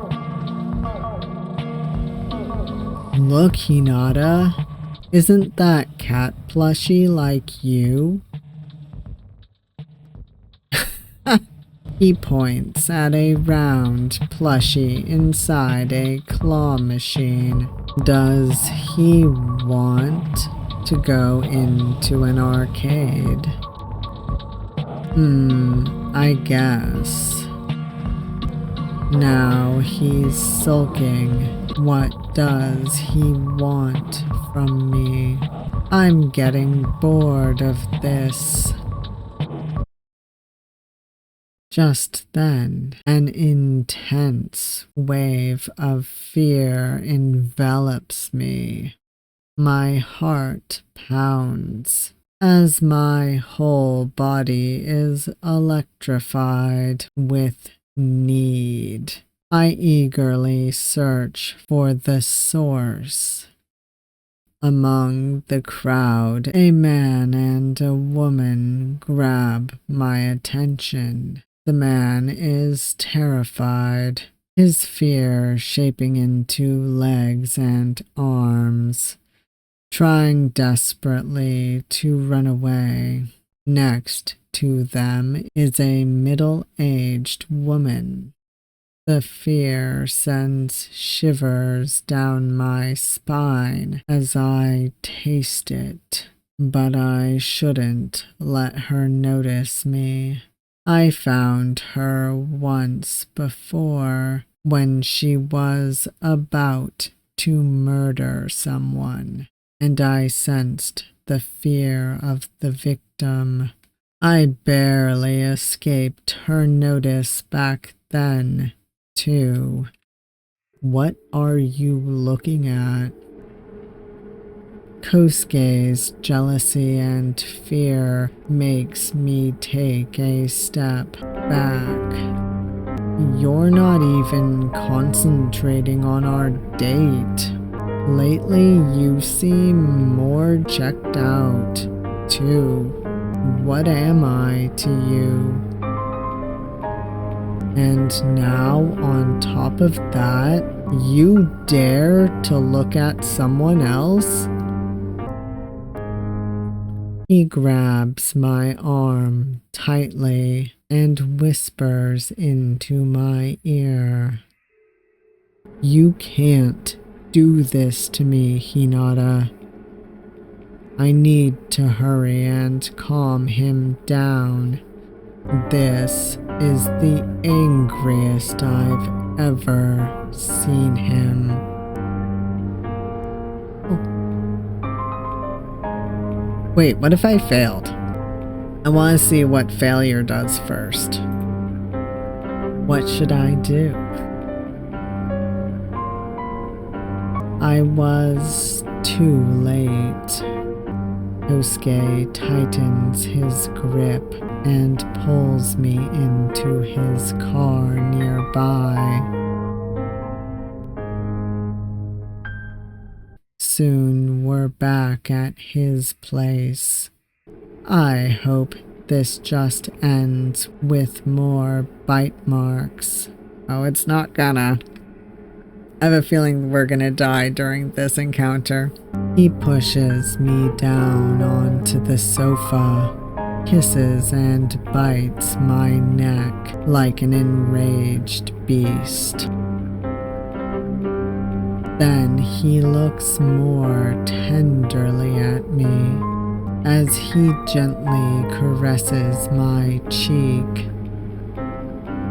But just when I think he's calmed down, he pulls me into a room I've never been in before. I see a huge dog cage. A shiver runs down my spine as I try to flee, but he's already shoved me in it, chaining one of my wrists to the cage. Please, Kosuke, calm down. Isn't this chain overkill? He gives me a terrifying smile, gentle but cold. I dreamed of this moment, Hinata. I thought to myself so many times, I shouldn't do this. But there you go, being distracted and looking at other people. And your hand? You'll soon know why I did this. He leaves the room for a moment and then comes back with a sewing kit. What is that? He continues to smile and binds a towel around my head, basically gagging me with it. Oh. He then takes out a sharp knife and starts to cut into the ring finger of my left hand. I scream from the searing pain as blood soaks our hands. After a while, Kosuke is finished with my torture. He's cut out a long strip of skin around my finger, as if to leave a trace of a ring on it. He carefully stops the bleeding, stitches up what he can, wipes away the blood, and disinfects it. I'll make a leather ring out of it, so I can always carry you with me even if I have to leave this apartment. You're forever mine, Hinata. Ending a ring for me. I need to hurry and calm him down. Kosuke, look at me. I ignore who might stare at us and put my hands on his cheeks. I'm sorry that I made you insecure. I'm just not feeling well. But I still wanted to spend time with you. Maybe it would have been better if I had rested at home. He pouts and shakes his head slowly. So you forced yourself despite not feeling good? Yeah, I did. I know how you feel when we can't see each other, but I didn't know it would affect you like this. Can you forgive me? I'm surprised at how convincing and empathetic I sound right now. Spending so much time with Kosuke must have forced me to learn one or two things about this relationship thing. I'm sorry too. I was just unsure if you still felt the same about me. Although I feel like Hinata must like Kosuke at least a bit, even though he's kind of like begrudgingly admitting it. I don't know. It's a very toxic relationship, but I don't think he would put up with this if he didn't have some affection for Kosuke, even if he wants a fear hunting dog. This goddamned idiot. I'm letting you take up space in my apartment, and I spend so much time with you. You're one insatiable dog. Let's go and get something sweet, alright? He nods and follows. My struggles had better be worth it one day, Kosuke. The long-awaited jazz festival is tomorrow. These past few days, my band and I have practiced intensely to nail the performance. And today we woke up early to do a sound check, get our program pamphlet, and get our last questions answered by the staff. I take a sip of water after we finish our sound check. My phone vibrates. It's Kosuke. Did everything go well? Do you still have some things to do? Sound check went well. Still have to do some things. We'll perform at 4 p.m. tomorrow, right next to this Route 237 cafe. I send him a photo and the address.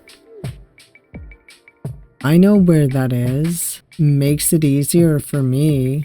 Should I come a little earlier? Sure. We can hang out near a bandmate's car there. We'll be parking right behind the venue. Alright, rest well. And don't worry. I know you'll blow their minds tomorrow. I grin with pride. It's actually great to have someone support me like this. Would I be able to do this for him, though? Why does stuff like this come easy to him? Is it because he's a human?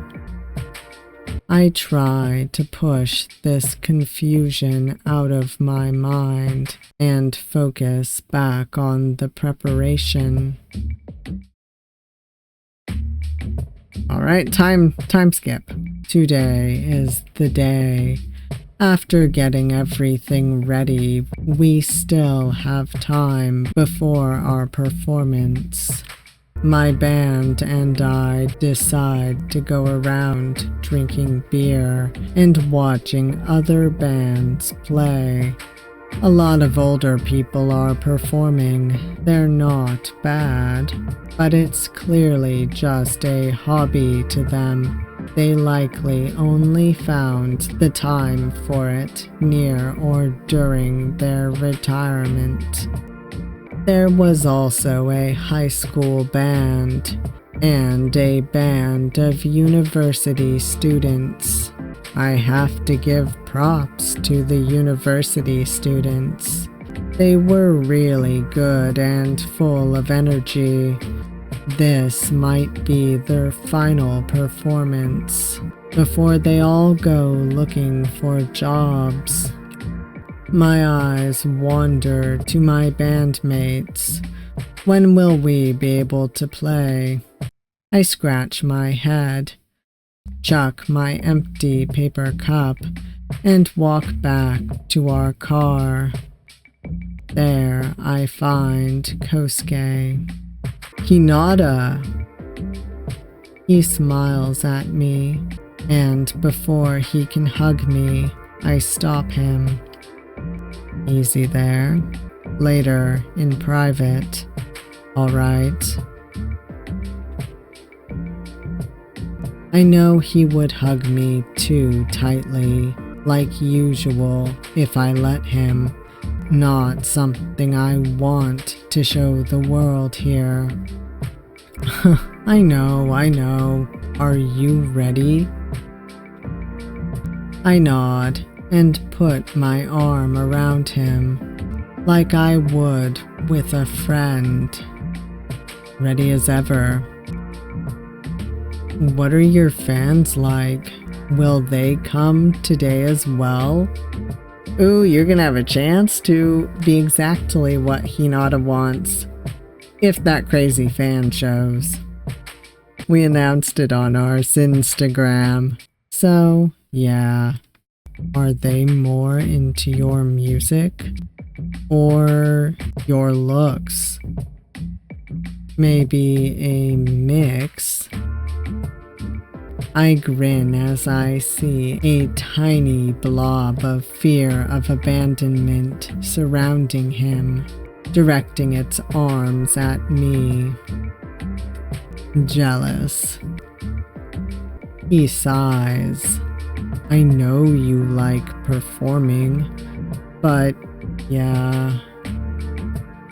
I lower my voice and whisper into his ear.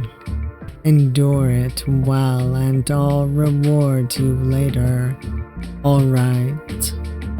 He looks at me with widened eyes, but he can't help but smile.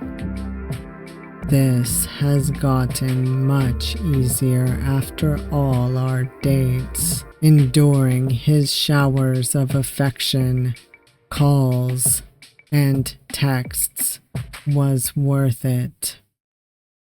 Now he listens to me well, and he doesn't really doubt me, but everyone else around me. As long as he shows me what he's doing to them, I gladly let him loose. Suddenly I hear my bandmates calling.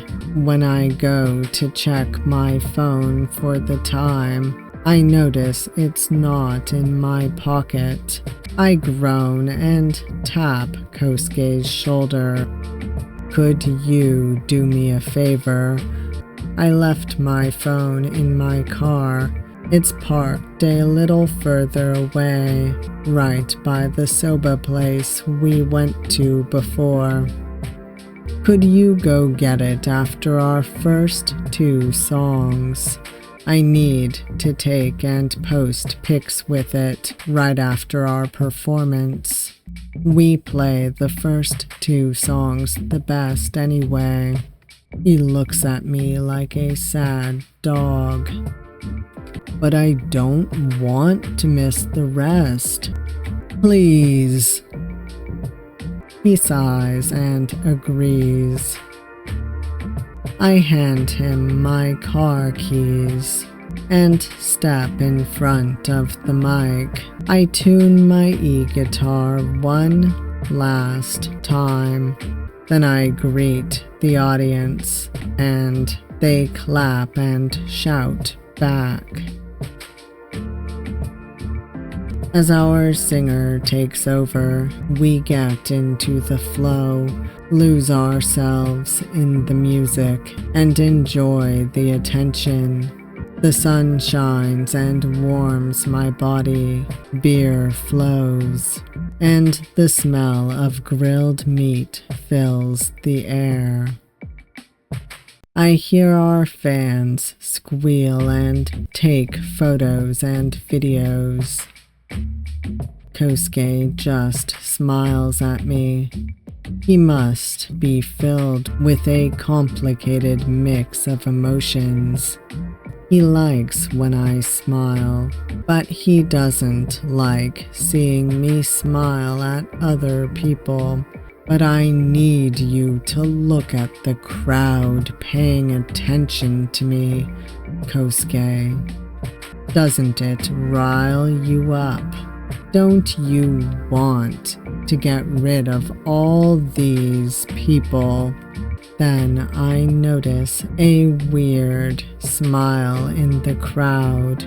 I force my eyes away from it. Now is not the time for a disgusted expression. Smile, Hinata. After the first 2 songs, Kosuke moves away. We play the rest of our songs, and soon our time is over. We call our fans to a place beside the stage, so the next band can prepare. Kosuke is still not back, so we use the phone of another bandmate. Even after we're done with our small fan meeting, I still don't see him around. That's odd. I let my bandmates know that I'm going to my car and head over. The huge crowd that gathered today for the festival slows my pace. Is this why Kosuke still isn't back? Uh-oh. The closer I get to my car, the fewer people are around. I'm glad I chose to park here. Suddenly a waft of delicious fear overtakes my senses. My heart races as I cover the deranged smile I can't stop making. Just where is this coming from? Oh no, my car. I then reach my car. Whose feet am I looking at? Confused, I draw closer.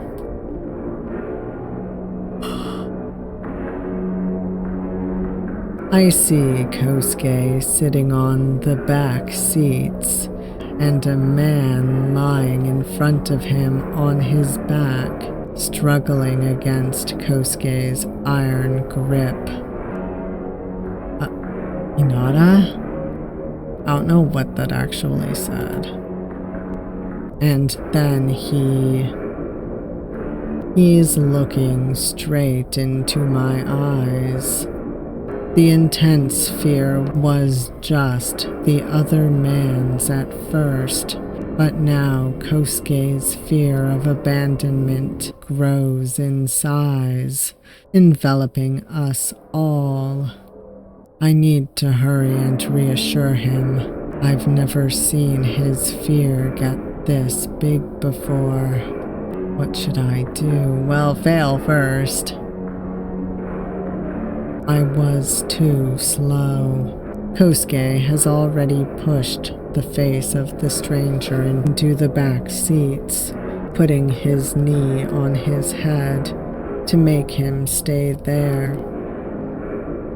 His free hands now pull me inside as he closes the door. No, no, no, no. You shouldn't have seen this. I should have erased him before you even had to look at this disgusting pig. But now?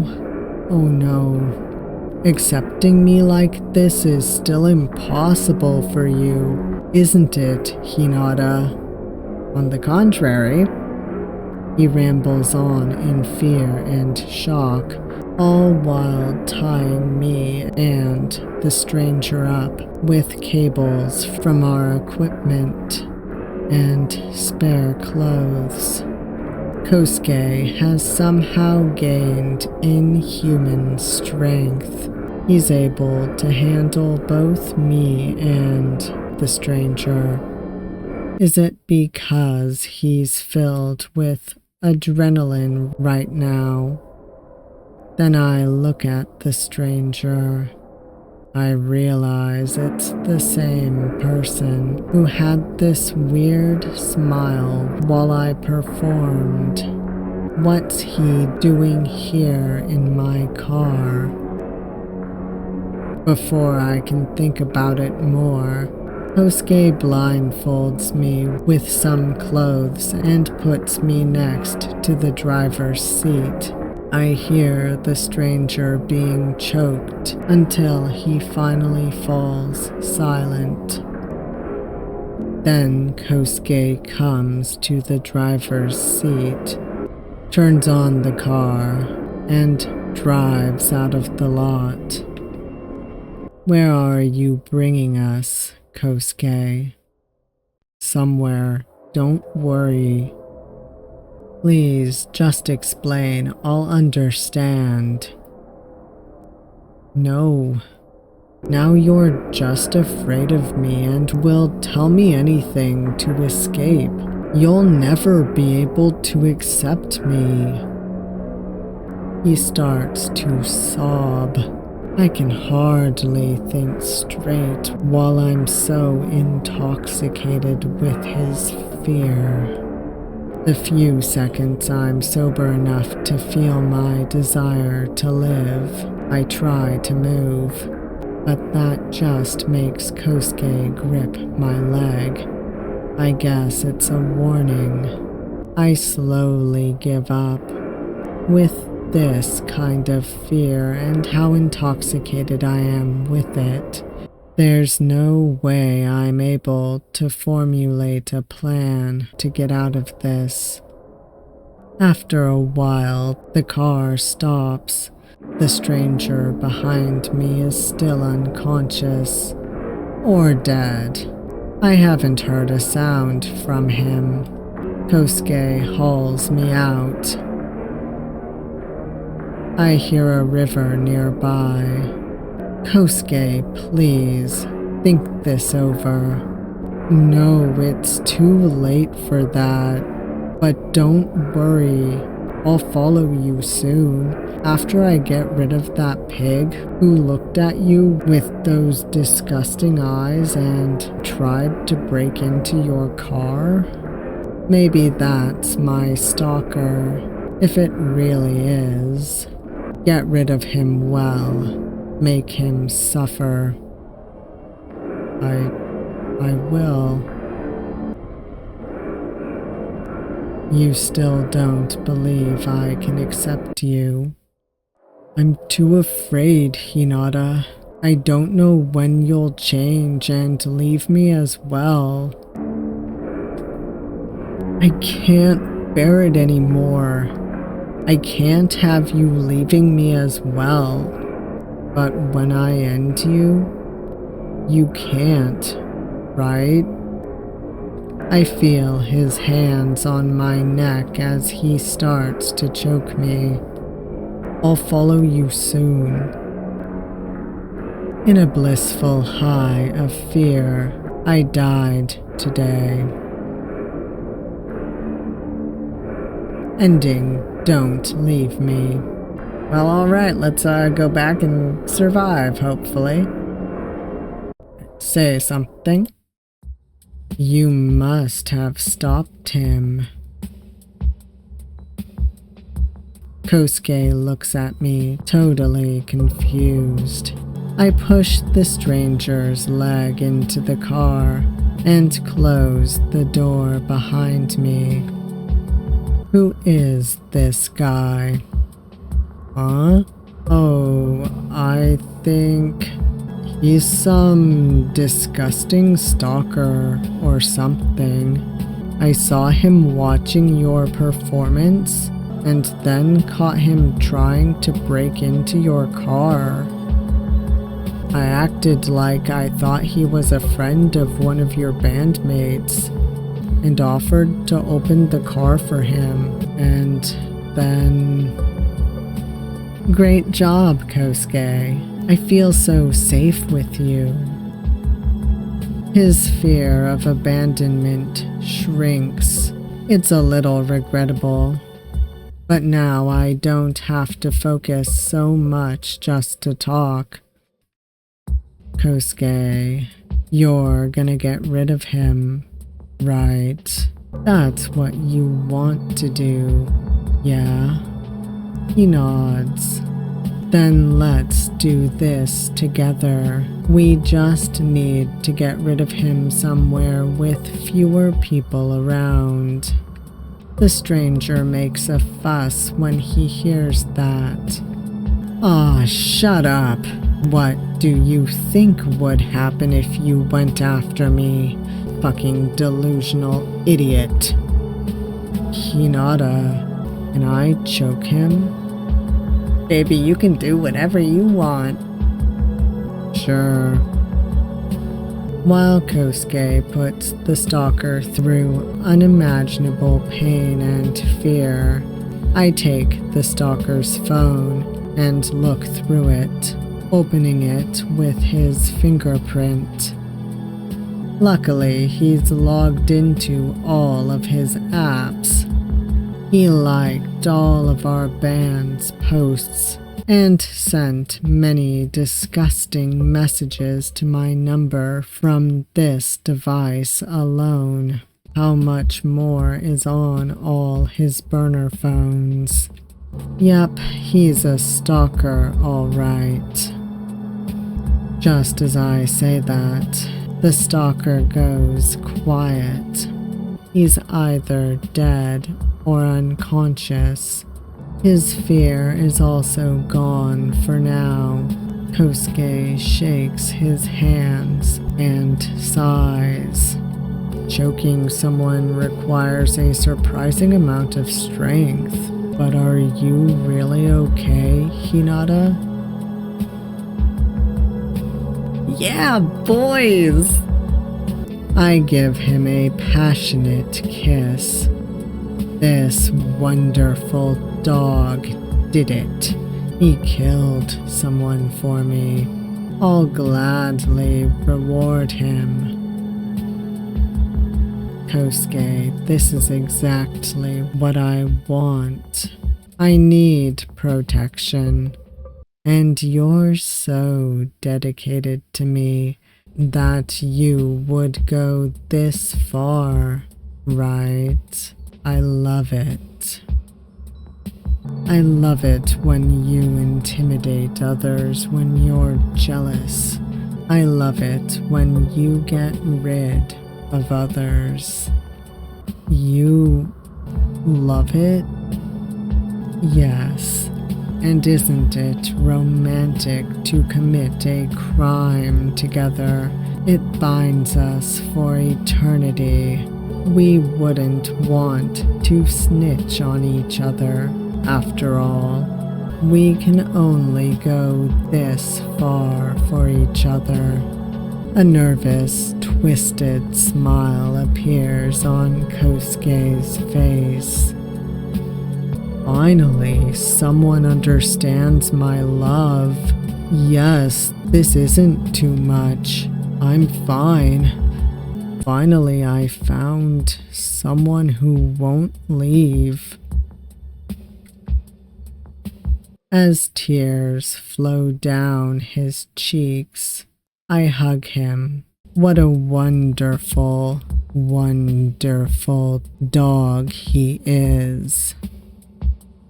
I give my bandmates a heads up that I'm going home early, then shift to the driver's seat. Kosuke sits down next to me. We hold hands as I hum and drive further and further outside the city. The number of cars driving past us dwindles until we finally find a good, empty spot near a river. There, the earth is moist enough to dig up with bare hands. Thankfully, I have some spare clothes in the car we can change into later. After making sure the stalker is dead and the phone is submerged in the water for a while before I take it with me, we bury the body deep into the earth. Then we drive out further to smash the phone and throw it into the ocean.